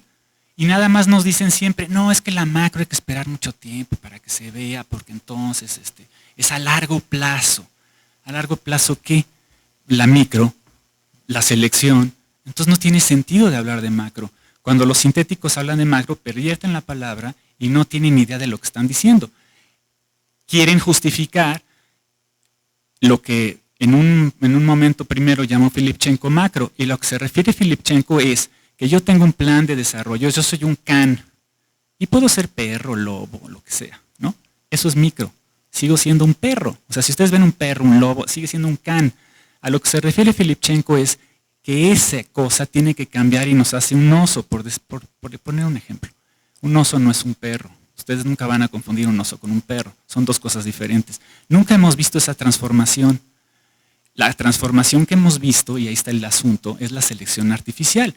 Y esa la hemos visto gradual. Y entonces, pues hacemos una extrapolación a lo demás. Decimos, bueno, si las fuerzas que me funcionan aquí como selección artificial, las puedo ver en la naturaleza, bueno, vamos a hacer la analogía. Está bien, pues hay fuerzas selectivas naturales. Ah, bueno, entonces quizá la naturaleza funciona así. Sí, quizá, pero quizá no. Y el asunto es que no tenemos una evidencia de un cambio de prototipo. A eso es a lo que se llama macroevolución. No a que a la larga por micro me dé otra cosa, porque ahí estamos suponiendo que eso se da. Y ahí está la discusión de la cual hablaba Carlos. La discusión entre macro y micro no se refiere simplemente a tiempo, se refiere a modos diferentes de evolucionar, a características y a leyes diferentes. No es lo mismo producir humanos diferentes a que de repente de un plan básico de desarrollo me genere otro plan básico de desarrollo. Eso no lo conocemos, no tenemos idea. ¿Qué nos queda? Suponer que quizá la micro podría ser, pero esa es una suposición de cada quien. No tiene que ser de todos. Y luego tengo una crítica así sobre las mutaciones. Las mutaciones chicas y grandes. Bueno, ¿qué es eso? O sea, ¿qué es una mutación chica y qué es una mutación grande? Cuando hablamos de tamaño, hay que poner un límite. ¿Dónde es chico y dónde es grande? Si yo lo pongo, quiere decir que esa mutación, esa calidad de mutación no es real, sino simplemente es un artefacto mío. Mientras yo lo sepa, está bien. Pero si yo creo que hay mutaciones chicas ahí y mutaciones grandes ahí en el mundo, tengo un problema, porque tengo que definirlas y tengo que decir por qué son chicas y grandes. Pero si hay una gradualidad, me voy a Darwin. Si hay una gradualidad, no existen las mutaciones chicas y grandes. Igual que no existen las especies, como dice Darwin, porque hay una gradualidad. Y en ese sentido, Darwin cuando dice, bueno, la única frase que tiene para refutar su teoría en términos propios, nos menciona y dice, si algún momento se demostrase que que surgiese un órgano complicado de manera abrupta, mi teoría se cae. ¿Qué es un órgano complicado? Entonces uno dice, en tipo Popper, ¿no? Tengo ahí la manera de refutar la teoría de Darwin. Un órgano complicado. ¿Qué es un órgano complicado? Igual, una graduación entre un órgano que tiene pocas partes y un órgano que tiene muchas. Una vez más, no existe el órgano complicado. Entonces no puedo refutar la teoría de Darwin. Eso no está en términos refutables, no está en términos popperianos. Entonces nada más era para hacer referencia, pues bueno, a la macro. Y las frecuencias de una vez me la aviento. Las frecuencias alélicas, pues bueno, eso es una visión reduccionista de la biología, que el reduccionismo no es que esté mal, pero mientras sepa que no es lo único para explicar las cosas. Me parece una definición pues, sumamente acotada. Que cambien las frecuencias alélicas sí es evolución, pero no es lo único. La vida no es solo ACGT, la vida es mucho más, la vida es forma. Y eso creo que es lo que hemos olvidado en la teoría de la síntesis, que sí evoluciona, sí va cambiando, pero tiene un núcleo duro y tiene unas consecuencias, unas bases fundacionales que la hacen ser lo que son. Y en ese sentido, decir que las frecuencias alélicas es evolución, es alguien que no sabe evolución, es alguien que dice eso es un molecular que se la pasa en su laboratorio viendo ACGT nada más y no sale y parece que no ve perros y no ve leones y cree que con discriminar entre una secuencia y otra puede saber que es una especie y que es otra. Eso no pasa, pero bueno. Okay. ¿Quién se anima a hablar? Amadeo. Coincido con Vladimir en cuanto a que la distinción entre micro y macro es en realidad pedagógica. siendo estrictamente darwiniano, alguien no puede ni siquiera defender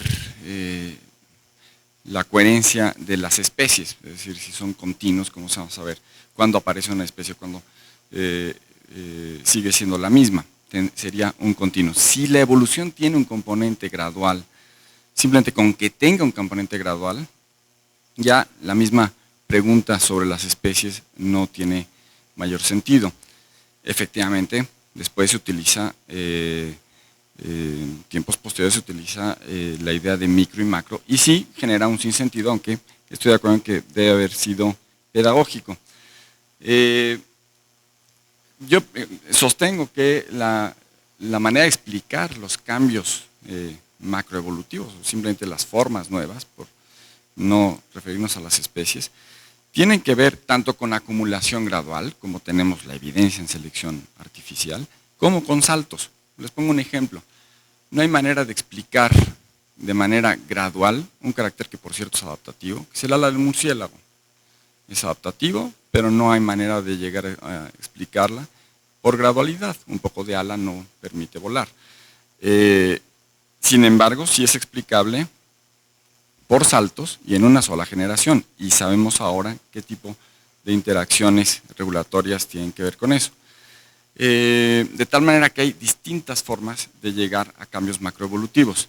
De nuevo, la pregunta, tenemos que diferenciar entre preguntas diferentes para tratar de dar explicaciones diferentes.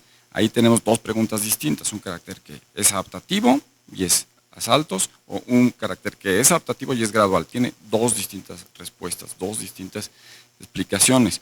O un carácter que es a saltos y que es saltatorio y que no tiene un carácter adaptativo. Bueno, pues tiene también otra explicación. En cuanto a lo de frecuencias alélicas, bueno, es una tradición que viene precisamente de la síntesis de la genética de poblaciones, el definir evolución en cambios de frecuencias alélicas. Hoy en día es muy tarde para mantener esa postura. Los cambios en las frecuencias alélicas son evolución, pero la evolución no se define por los cambios en las frecuencias alélicas. De hecho, por ejemplo, el ala de murciélago no tiene que ver con un cambio en una frecuencia alélica. Los distintos pinzones de Darwin, los picos de los distintos pinzones de Darwin no tienen nada que ver con alelos precisos, sino con cuestiones regulatorias. Lo que sabemos hoy en día es mucho más vasto que lo que se sabía en aquel entonces. También eso es una acotación importante de no estarnos peleando con lo que se definió en los años 30, pero a partir de lo que sabemos hoy en día, sabemos que la regulación es muy importante y que nos explica precisamente ese tipo de cambios. Yo por lo menos en clase nunca defino evolución como cambios en las frecuencias alélicas, aunque creo que es evidente y conocido que se sigue definiendo así, pero me parece que es una tradición y es algo rebasado. Claro. Bueno, ¿alguien quisiera anotar algo aquí antes de preguntarle al público si tiene preguntas? ¿No? Bueno, entonces tenemos tiempo para algunas preguntas que me gustaría que las hicieran, si es para uno de los expositores en particular, que dijeran el nombre, o si son generales, pues que lo planteen de esa forma y que sean breves. La idea no es escuchar otra exposición de otra persona, sino preguntas concretas, por favor. Allá al fondo.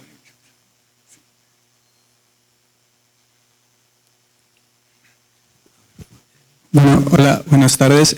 Mi pregunta es, como que en todo este tiempo han querido hablar sobre cómo surgen algunos animales, el humano en específico o mamíferos, pero creo que también deberían de hablar sobre plantas, bacterias, hongos. Estamos con biólogos, entonces tratar de explicar como los órganos ya más actuales, como que van a tener discordancias porque pues somos como la última parte de la evolución, pero pues, bueno, me refiero, perdón, profe Amadeo, perdón, no la última parte, sino que todos somos exitosos, pero se quisieron especificar con nosotros, ¿no? O con humanos o con mamíferos, pero ejemplos con bacterias o con los otros reinos para poder entender un poquito mejor cómo funcionan las fuerzas evolutivas en esos, en esos... Sí, ¿alguien quiere contestar, comentar? Creo que nadie ha hecho particular énfasis en animales. En realidad no tenemos distintas teorías evolutivas para animales y otras para plantas y otras para hongos y otras para bacterias y otras para arqueobacterias. No, estamos hablando en términos generales, a lo mejor ha surgido en algún momento un ejemplo, pero nada más. Lo del ser humano pues no es ninguna cúspide de nada. Y si quieres un ejemplo en plantas, pues no puedes explicar de manera gradual la forma en la que está dispuestos los verticilos florales en la candonia esquismática, por ejemplo, ¿no? Bueno, la poliploidía que hablaron aquí también, ¿no? Sí. De helechos. Sí, tenemos una en la tercera fila de aquí. Bueno, para quien menciona que el azar o los eventos aleatorios, como se le quiera llamar, podían no ser tan relevantes, quisiera yo preguntar cuál era la probabilidad o de qué manera no fue tan relevante el azar para que apareciéramos los primeros eucariontes y por qué rayos no todos los organismos se quedaron como Pelomyx, que es un protista que carece de mitocondrias y que sin embargo se le considera, porque posee un núcleo, se le considera un eucarionte, pero carece de mitocondrias, carece de hidrogenosomas, carece de cloroplastos. ¿Cuál era la probabilidad? ¿Por qué no el azar no favoreció? ¿O por qué simplemente no es relevante en que todos los organismos fuéramos similares a ese? Un ejemplo.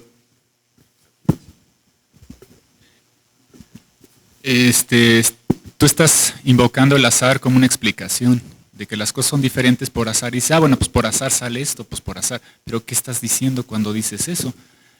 ¿Por qué no tiene mitocondrias algo? ¿Por qué sí las tiene? Hay que explicarlo, es justamente lo que intentamos hacer los biólogos evolutivos, explicar por qué hay mitocondrias en unos, por qué hay cloroplastos en otro, qué factores vistos desde la síntesis o desde Darwin favorecen eso y permiten que esas poblaciones funcionen mejor dentro del ambiente. Pero si te quedas con que pues, las cosas pasan porque sí, entonces no tienes ninguna explicación racional sobre ningún proceso, ¿no? Entonces, no es que el azar yo te sugiero que te pongas a pensar a qué le llamas azar en tu vida. Y entonces, recapacites sobre eso y quizá entonces entiendas mi punto de vista. Quizá a lo mejor no lo expliqué bien o es muy corta la presentación. No es un punto fácil, sin duda, no lo es, por dos razones, porque es un punto de reflexión profunda y la segunda es porque no se nos enseña a pensar sobre eso. Entonces no es fácil. Yo te invitaría a que reflexionaras y leyeras sobre eso, no porque, ¿cómo decirlo? Para que pienses de otra manera eso que no se nos enseña a los biólogos. A ninguno de nosotros se nos enseñó eso en las clases. Lo adquirimos, bueno, sobre todo Amadeo y yo.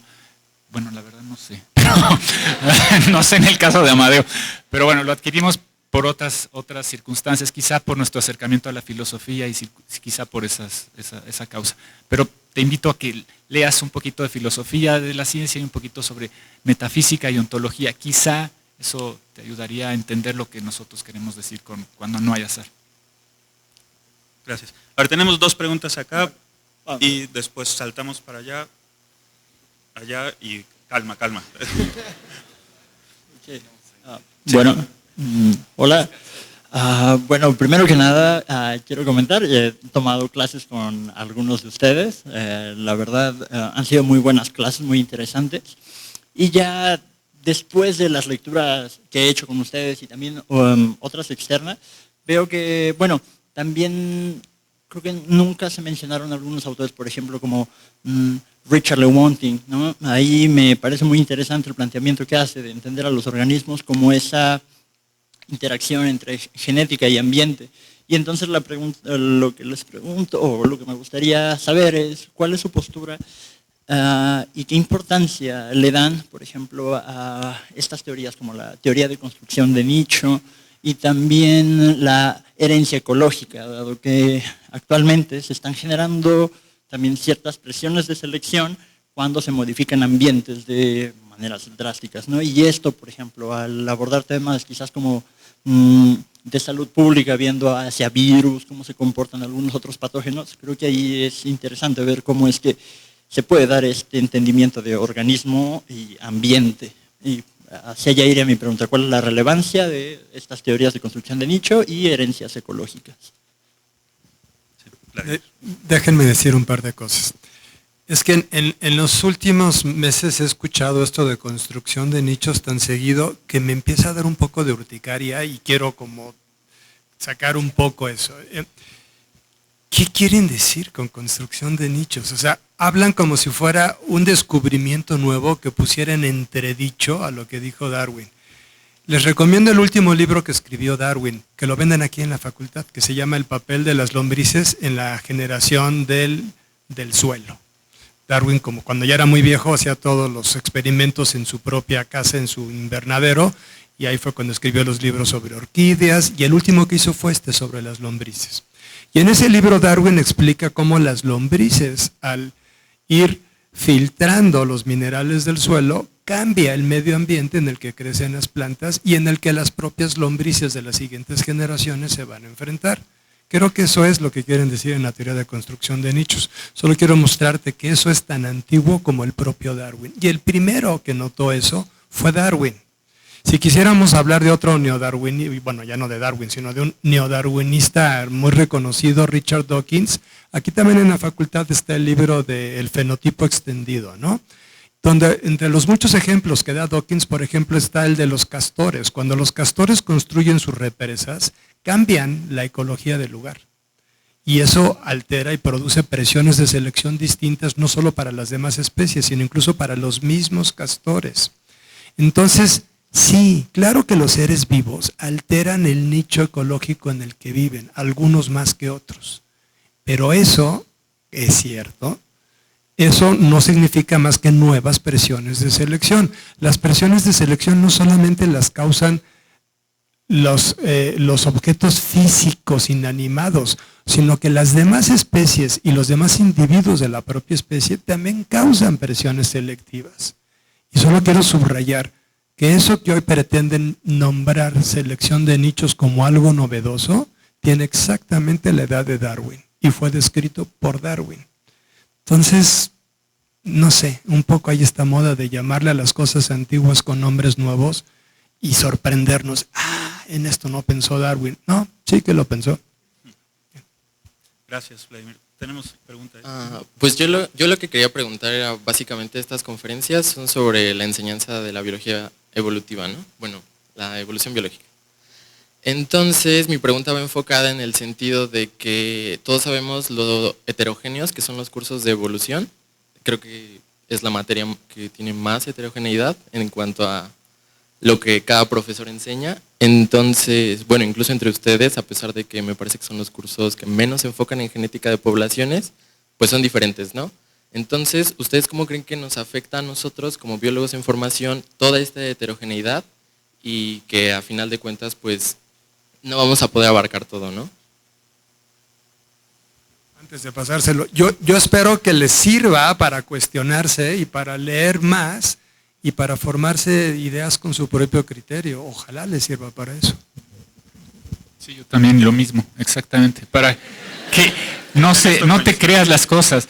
A veces creemos que la ciencia es llegar a un lugar y que me den la receta y me voy a mi casa. La ciencia no es eso. La ciencia cambia constantemente y se reflexiona constantemente en ella. Entonces yo creo que si evolución es de las materias más heterogéneas, pues qué bueno. Sí, pienso lo mismo. La homogeneidad no desemboca claramente en una mejor comprensión, desemboca más bien en que piensen menos y anoten más. Me parece que los distintos grupos de evolución, por lo que estamos representando aquí, son cursos en donde hay que pensar, no anotar, no anotar recetas. Y eso sí es muy distinto respecto de lo que hay en general en la carrera. Es una carrera muy informativa. Evolución debería ser una materia formativa. Hay que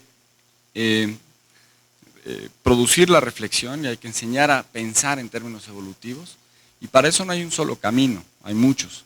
Y justamente qué bueno que de manera heterogénea se logre eso. Si eso se logra es ya muy buen resultado.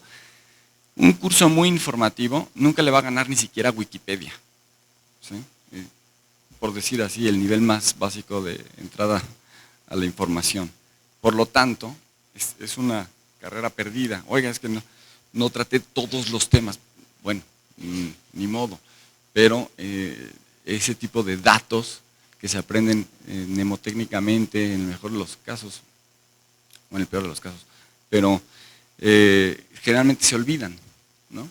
Y si no haces genética de población, yo hice genética de población 5 años, y estoy convencido de que no es relevante para la enseñanza de la evolución, pues no dar un curso de genética de población, sino de otras cosas, de teoría evolutiva, y entenderás mucho más de evolución que con genética de poblaciones. Pero todo lo que aprendes de memoria y con fórmulas y demás, es muy fácil que lo pierdas, sobre todo si no lo ejercitas. Pero la reflexión, esa es más difícil que la pierdas, ¿no? Entonces creo que es relevante que así sean estos cursos. Yo opino lo mismo. No, pues creo que el problema que tenemos también es que los temarios me parece que son limitantes, ¿no? De cierta manera, porque los vamos a tener quizá mucho tiempo. Y también otra cosa que quizá importante que hacer notar es que en las explicaciones evolutivas o en la evolución siempre diferentes personas vienen de distintas escuelas. Y eso es algo muy curioso, ¿no? O sea, está la escuela de la morfología, está la escuela del darwinismo, la escuela de la genética de poblaciones.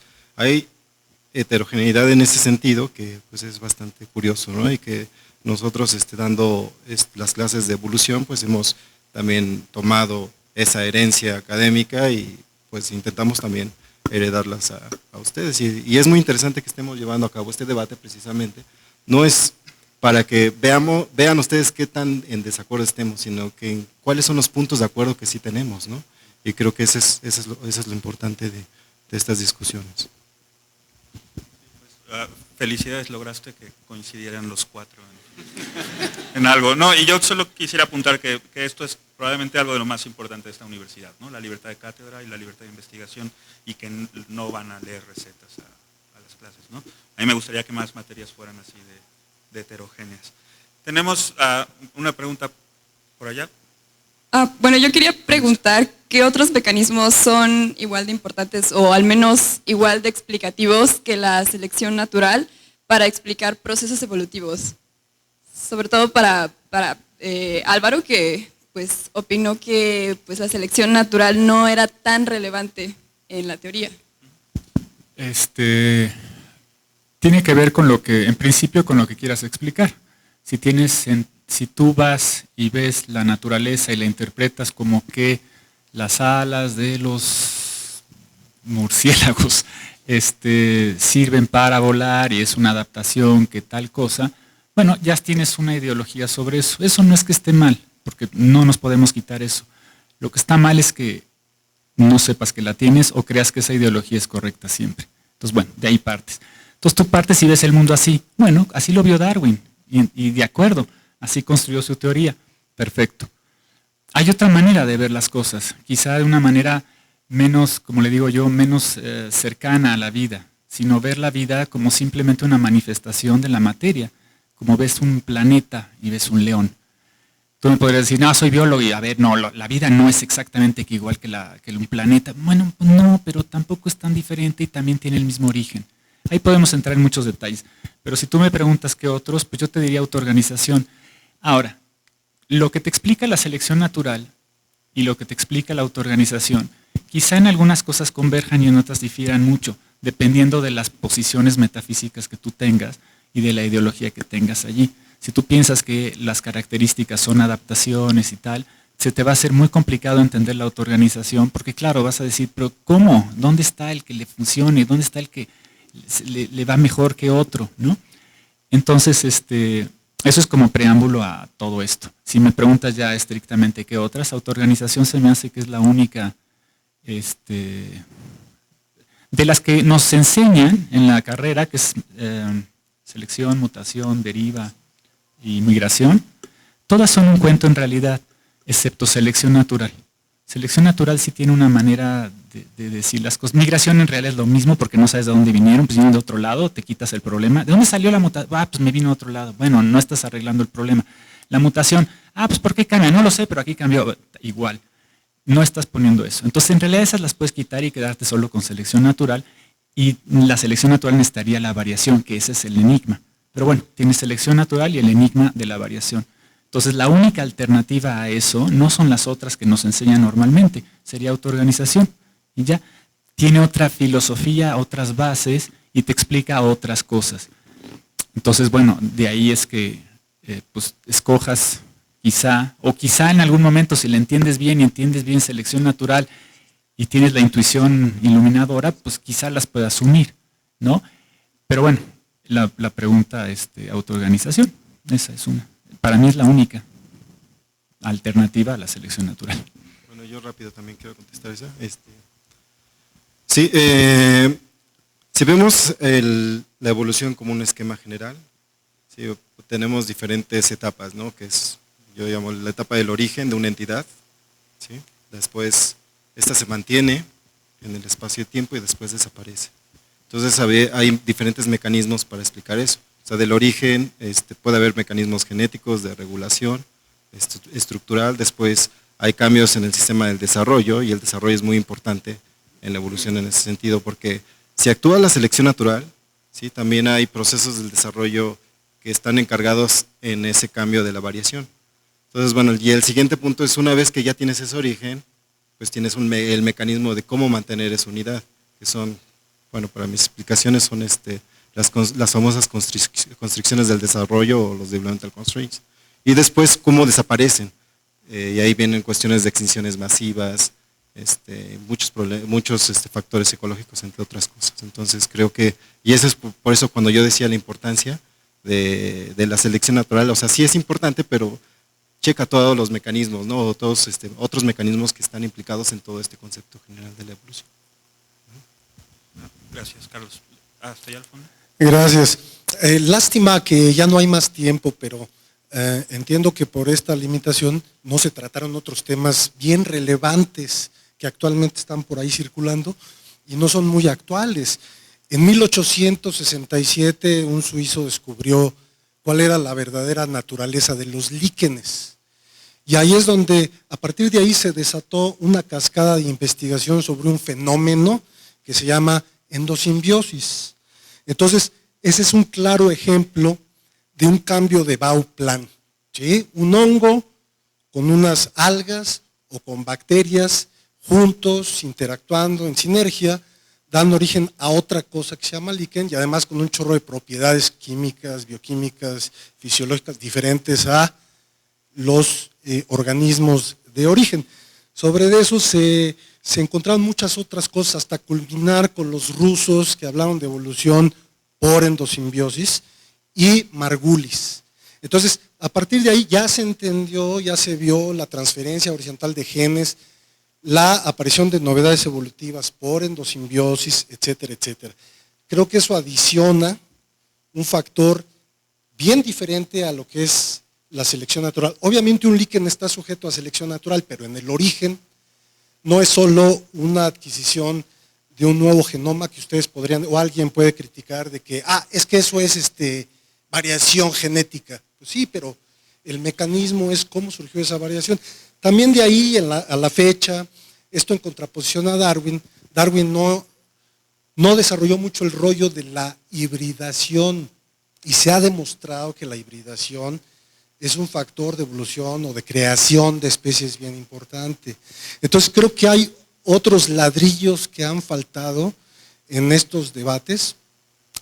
Y lo que decía aquí el compañero de la falta de no solo de ver moscas o felinos o caballos o changuitos, la misma célula la célula Karen es una creación, es una quimera hecha de diversas cosas, ¿no? Entonces, eso fue un mecanismo de origen de algo sujeto a otras leyes, pero creo que hay tabiquitos que vienen faltando. Si tienen alguna opinión rápida al respecto, me agradaría mucho oírla, y además que esto tiene referencia con la representación de los árboles que ya no son ramitas por aquí por allá, sino ya son entramados, ya son los árboles reticulados. ¿Podrían agregar algo a esto? Gracias.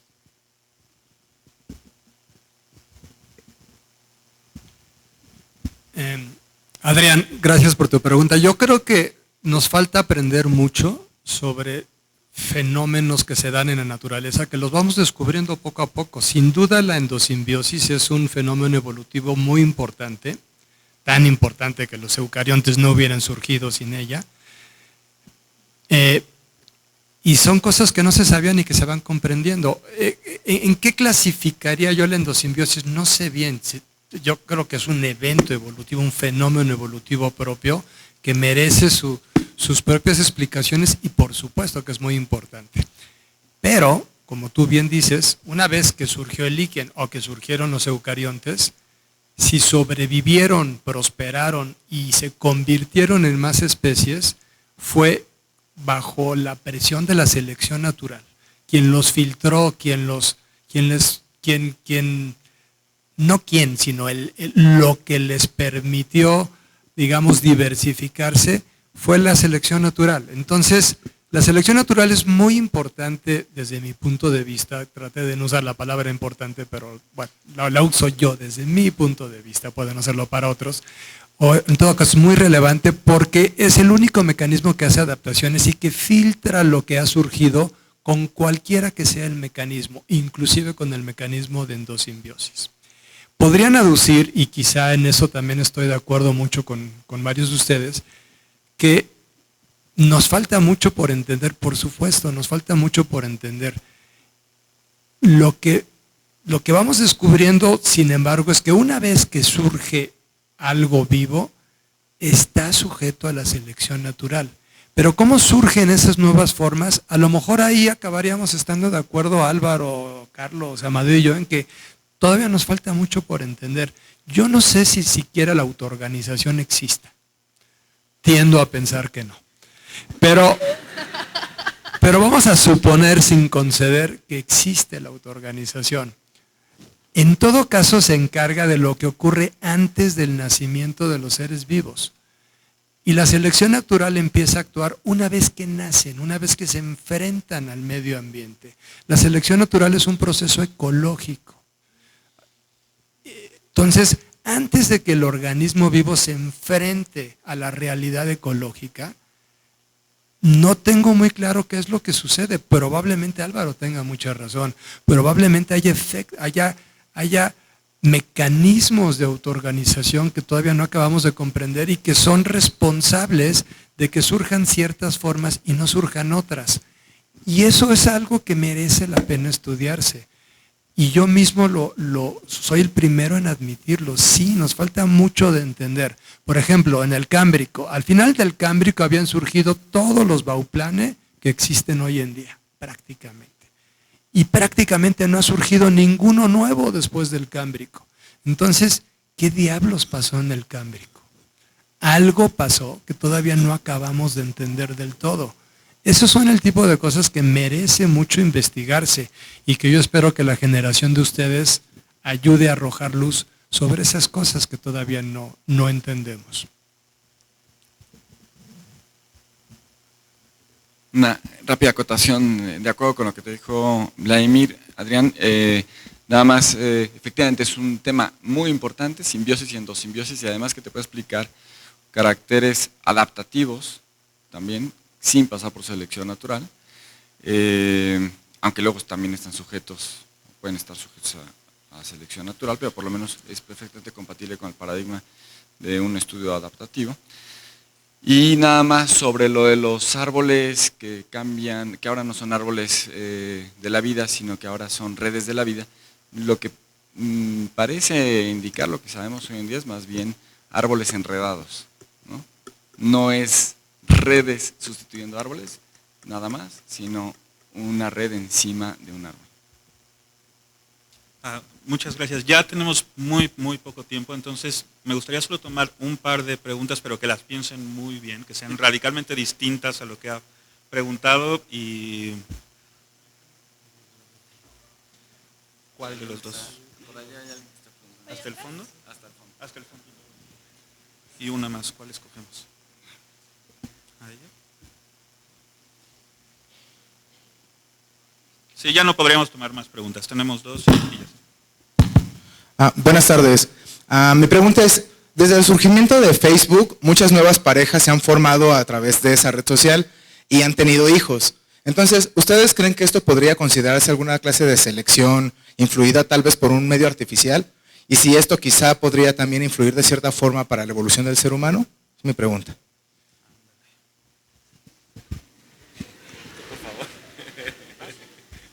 No.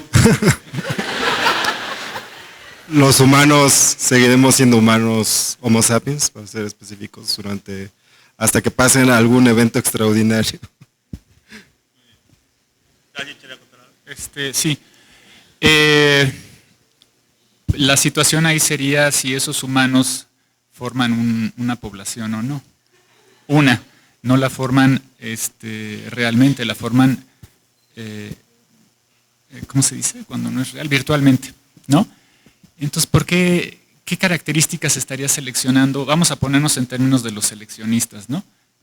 Que son casi todos, ¿no? Porque si nos ponemos en términos de autoorganización, pues todo el mundo me va a quedar viendo muy raro, ¿no?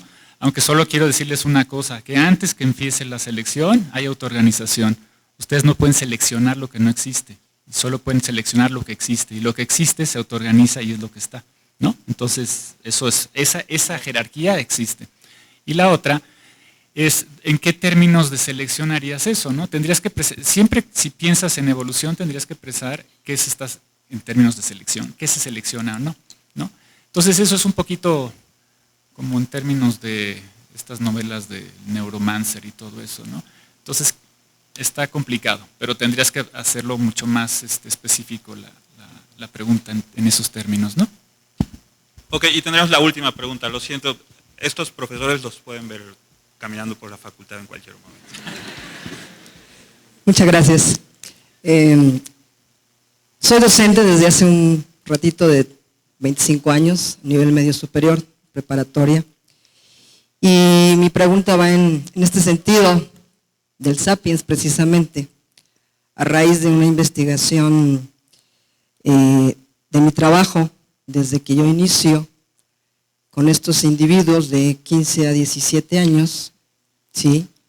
Y ahorita que tengo esta oportunidad, le agradezco de estar con los expertos y me arriesgo a plantear esta hipótesis que tengo desde 1 o 2 años, a raíz de los individuos que nos llegan el día de hoy al nivel medio superior. Individuos que efectivamente creo que la parte neurocognitiva ya no hay una respuesta, desde mi punto de vista, en el Sapiens.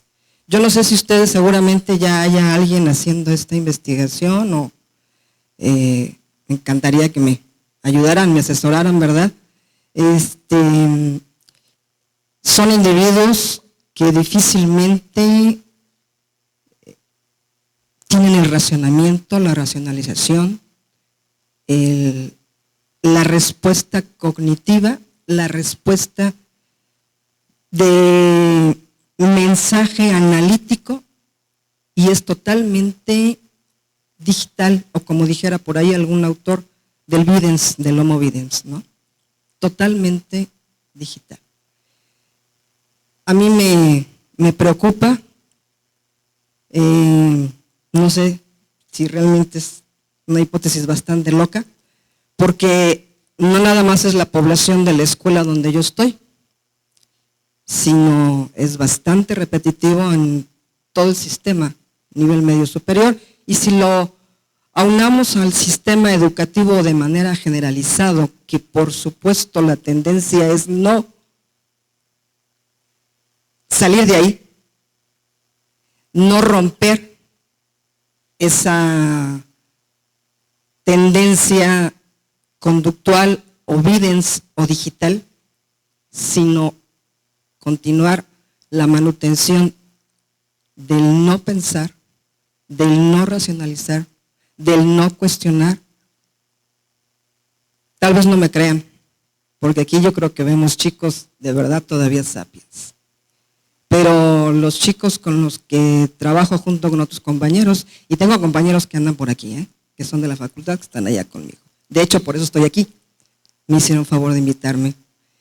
Y bueno, pues, ¿qué me podrían comentar? Si estoy muy loca de remate. Gracias. Exactamente la pregunta así en cortito, ¿cuál sería? Mi tendencia, mi hipótesis es que puede existir este salto, como por ahí escuché ahorita, de pérdida del sapiens. Gracias. Bueno, ese es el concepto de sapiens, y ahí está el problema. Habría que ver si antes pensaba más la gente que ahora. Uno siempre dice, no, es que pensaban más y ahora piensan menos. Y en realidad, ¿cuántas de las personas que existen en el mundo reflexionan? ¿Cuántas pueden reflexionar?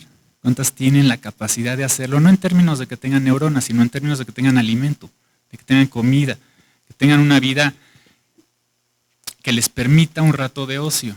¿Cuántas? Muy pocas, ¿no? Creo que aquí, si acaso, seremos unos elegidos. La mayoría no puede. Alguien había dicho que la definición de un hombre feliz es aquel hombre que por su cansancio en la noche y por su trabajo en la mañana no puede pensar. Y es eso. O sea, desgraciadamente, yo no creo que haya un cambio. Yo lo que creo es que siempre los que hemos reflexionado, los que intentamos reflexionar, siempre somos pocos, pero no porque seamos inteligentes necesariamente, sino porque tenemos el tiempo. Ese es justamente lo que marca un griego en tiempos de la Grecia clásica, y dice que ninguna sociedad puede tener un avance importante si no tiene gente con ocio que se dedique a reflexionar. Entonces, si tú tienes una sociedad ocupada, no va a haber reflexión. Y eso es lo que se intenta hacer. Entonces, yo no creo que la gente de antes haya sido más tonta o más lista, sino simplemente creo que desgraciadamente siempre ha pasado lo mismo y al 99% de la humanidad nos tienen enajenados y así no podemos reflexionar. Entonces quizás se nota más ahora porque tenemos los aparatos electrónicos que se ve más obvio que uno puede estar allí escapando del mundo, ¿no? Pero yo creo que eso en realidad no es algo necesariamente diferente hoy. Creo que lo que tenemos que hacer es justamente darle a las personas tiempo, dinero, más bien un medio para sobrevivir, subsistir adecuadamente, y entonces cada quien reflexionará. Pero si no tienes el tiempo no lo puedes hacer, ¿no? Entonces creo que por ahí va más en la cosa. No creo que sea un cambio de especiación del sapiens al, yo no sé, al videns y al otro no sé cuál. Para mí somos los mismos desde hace ya unos milenios, ¿no? Sí, muchas gracias. Pues bueno, me parece que las preguntas ya no podemos continuar con esto y me gustaría que tomaran un par de minutos por si gustan concluir algo.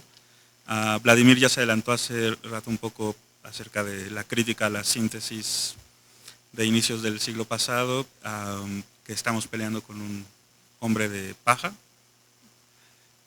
No sé si quisieras desarrollar un poco ese punto y los demás que piensan, y con eso concluiríamos. Solo en términos generales, existe en algunas personas, no quiero generalizar, la tendencia a buscar teorías alternativas de la evolución o explicaciones alternativas, porque Darwin se ha convertido de alguna forma en el canon, ¿no? En lo ortodoxo. Y está muy bien que la juventud, algún día yo fui joven también, está muy bien que se rebelen contra la ortodoxia, contra los cánones.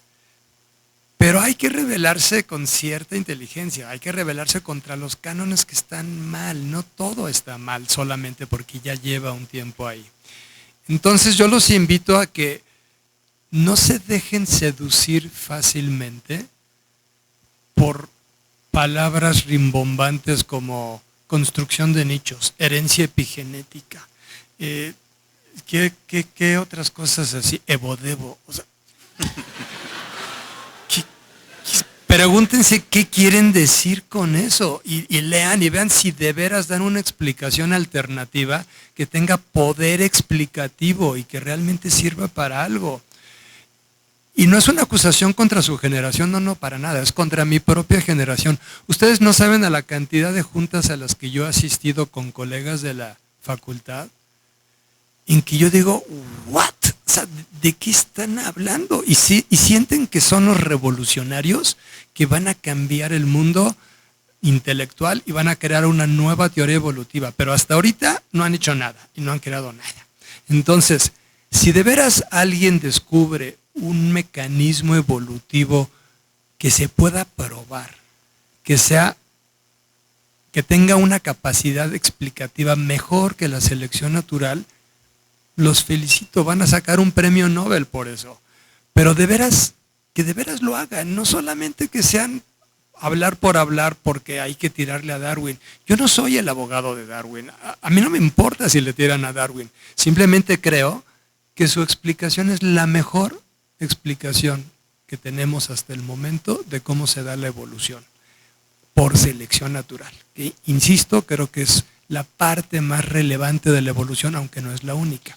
Si alguien cree que tiene una explicación mejor, excelente, que la brinde y que aporte pruebas. Porque nada más jugar a que le tiro a lo establecido porque es lo establecido, como ejercicio no está mal, pero es un poco improductivo. Pueden hablar y podemos hablar de lo que sea, pero la ciencia se basa en evidencias, en pruebas, no en charlatanería. Y hay demasiada charlatanería alrededor de la teoría evolutiva. Es como Internet. La mitad de lo que hay en Internet es maravilloso y la otra mitad es basura. Tenemos que aprender a discernir entre lo maravilloso, lo útil, lo fundamentado y lo que es basura. Solo lo digo casi como anhelo, realmente no es más que eso. Gracias. Muchas gracias, Vladimir. Álvaro. Qué bueno que no dijiste autoorganización. Sí, estoy muy cerca de ti. En cambio, Carlos está por allá. Yo también lo mismo. Verán que ninguno de nosotros pensamos exactamente igual en muchas cosas y nos tiramos duro, pero creo que esa es la reflexión y creo que eso nos hace aprender más que alguien que sea condescendiente con nosotros. Entonces, igual, no tengo mucho que agregar a lo que dijo Vladimir, estoy totalmente de acuerdo con él, sobre todo que no mencionó autoorganización, entonces estoy feliz. La epigenética y todo lo demás también estoy de acuerdo con él. Y nada más, lo único que les aconsejo es que cuando alguien les diga que Darwin dice y que Lamarck dice, vayan y lean lo que dice Lamarck y vayan y lean lo que dice Darwin. Porque muchas veces tenemos a los darwinistas que lo defienden a capa y espada y no lo han leído, no lo han entendido, no tienen ni idea y están ahí haciendo un busto por allá, ponen un busto por allá y no saben ni lo que dijo Darwin, ¿no? Esa es una, ni lo que dijo Lamarck. Entonces, cuando uno lee lo que dicen las personas, quizá muchas de las ideas o de las críticas o de lo que pensamos cambia. Entonces, nada más hay que informarnos, ¿no? Tenemos un montón, ahora sí, gracias a la tecnología, tenemos un montón de acceso a la información. Podemos leer a Darwin en lo original, a Lamarck en original, y ahí están. Entonces, leerlos y no declararse darwinista cuando uno no lo ha entendido ni lo ha visto, ¿no? Porque hay miles de darwinistas que dicen sí, las especies existen. Pues si Darwin dijo que no. Ah, bueno, no, está bien. ¿No? Y no me toquen a Darwin, porque si estás diciendo que Darwin se equivoca, pues tú quién eres para eso. Acuérdense de que esas situaciones no se dan en la ciencia. Los argumentos se evalúan por el argumento y no por la persona que lo dice, ¿no? Y el mismo Darwin estaría feliz, yo creo que, de reflexionar sobre la ciencia y ver si lo que él dice o no, lo que él dijo o no, pues se apega a la realidad, porque en realidad lo que queremos hacer los científicos es pues entender el mundo, ¿no? Predecirlo, entenderlo, y eso es lo que nos, bueno, en principio, lo que nos mueve. Luego ya cuando entran a las instituciones, ya lo que nos mueve es un programa y una puntitis y una dirección mundial que no necesariamente es la correcta. Por eso hay que pensar, por eso hay que educarnos, ¿no? Entonces, yo estoy de acuerdo con Vladimir y nada más les sugiero igual, lean, reflexionen para que puedan discutir. La discusión es rica y se aprende, ¿no? Imagínense que nosotros 4 pensáramos lo mismo, los 5. Pues no estaríamos aquí, ¿no? ¿Qué opinan de esto? Pues sí, no, y ya nos vamos. Entonces, eso también nos enseña a muchas cosas. Gracias. Muchas gracias, Álvaro. Amadeo. Tratando de retomar por lo menos el título de la conferencia, de la mesa, que era "Se necesita una nueva síntesis evolutiva". Y a modo de conclusión, sí, me parece que se necesita una nueva síntesis, puesto que la síntesis moderna tiene evidentemente sesgos que son muy propios de la época en la que se hizo. Se fue complementando sin duda, pero también tiene unos sesgos importantes, tiene unos criterios de exclusión que la hacen insustentable a la luz de ciertos conocimientos nuevos que hay, sobre todo la parte saltacionista, una genética mucho más complicada que la que se conocía en aquel entonces, una serie de procesos regulatorios que son también mejor conocidos hoy en día, y si no hubiera puesto la síntesis moderna unos criterios de exclusión tan fuertes y haber pensado que debía explicarse solo una evolución, o principalmente una evolución gradual, pensar que los saltos eran irrelevantes o eran parte de incluso de los errores que podíamos percibir, y si lo sabía eran simplemente pocos y no debían de ser, no requerían de una explicación. Bueno, hoy en día sabemos mucho más que eso.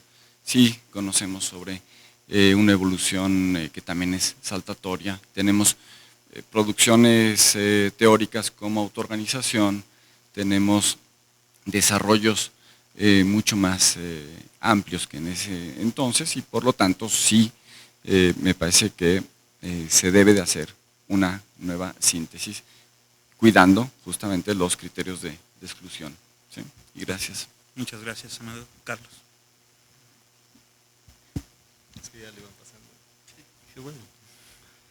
Bueno, pues yo también quiero contestar la pregunta de si es necesaria una nueva teoría evolutiva, y yo diría que sí, urgentemente, porque creo que nos da mucho miedo cambiar, no sé por qué, y eso es creo que una de las posturas que tiene la síntesis extendida, meter tantos conceptos y tantos tipos de explicaciones que ya no cuadran con la teoría anterior, y definitivamente yo no le llamaría extendida, sino una nueva teoría de la evolución.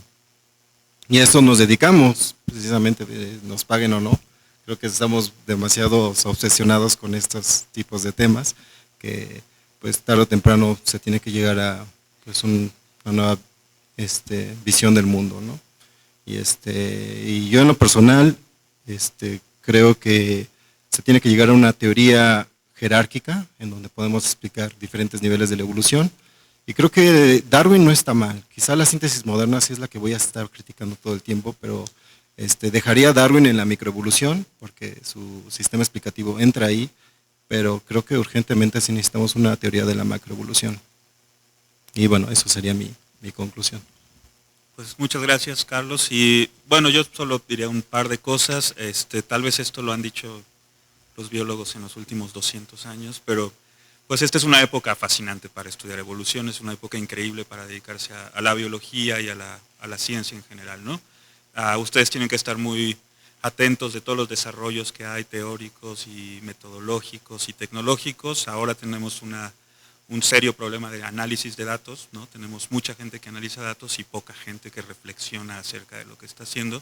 Entonces yo creo que hay que jugar con esas dos cosas, ¿no? Y su generación de biólogos pues va a tener que lidiar literalmente con la abundancia de datos, ¿no? Entonces, bueno, mi recomendación también es que sigan leyendo mucho, sean muy críticos, ¿no?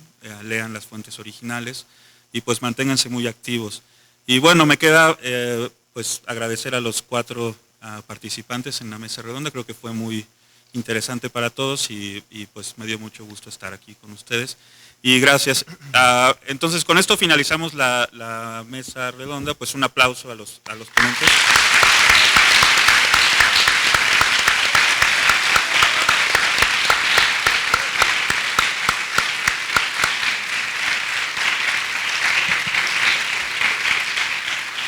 Sí, y como les mencionaba al inicio de la mesa redonda, este es el último evento de todas las actividades que se llevaron a cabo esta semana, y le voy a ceder la palabra a Carlos Ochoa, que fue uno de los principales organizadores del evento. Bueno, muchas gracias, Alex. Y pues gracias a todos ustedes por el tiempo y todo esto. Voy a decir algo. Bueno, damos por terminado este ciclo de conferencias de evolución biológica, enseñanza y divulgación que se llevó a cabo como homenaje a la doctora Heréndira Álvarez Pérez. En nombre de todos los participantes les damos las gracias a todos los asistentes. Voy a dar agradecimientos a los participantes: Alejandro Ceguera Figueroa, Vladimir Cachón Guillén, Álvaro Chauscador, Amadeo Estrada Nieto, Luis Medrano González, Arturo Becerra Bracho, Demián Misael Muñoz Jiménez, Aldi de Orgazábal Salcedo, Talía Rosas Cabrera, Rosario Ruiz Gutiérrez, Graciela Zamudio Varela, Ricardo Noguera Solano, Juan Manuel Rodríguez Caso, Javier Fregoso Urrutia, Lorena del Carmen Caballero Coronado, Armando Palomino Naranjo, Alicia Villela González, Mariana Martínez Peláez, Jonathan Capetillo Ramírez, Nancy Mejía, a la Secretaría de Comunicación de la Facultad de Ciencias, a Ciencias TV, especialmente a Efraín, a la página de Bodevo y a Evodevo, por la difusión de este evento. Y bueno, ya para finalizar, quiero pedir un aplauso al trabajo y a la labor de la doctora Heréndira Álvarez Pérez por su esfuerzo en la enseñanza de la biología evolutiva en México. Pues el aplauso.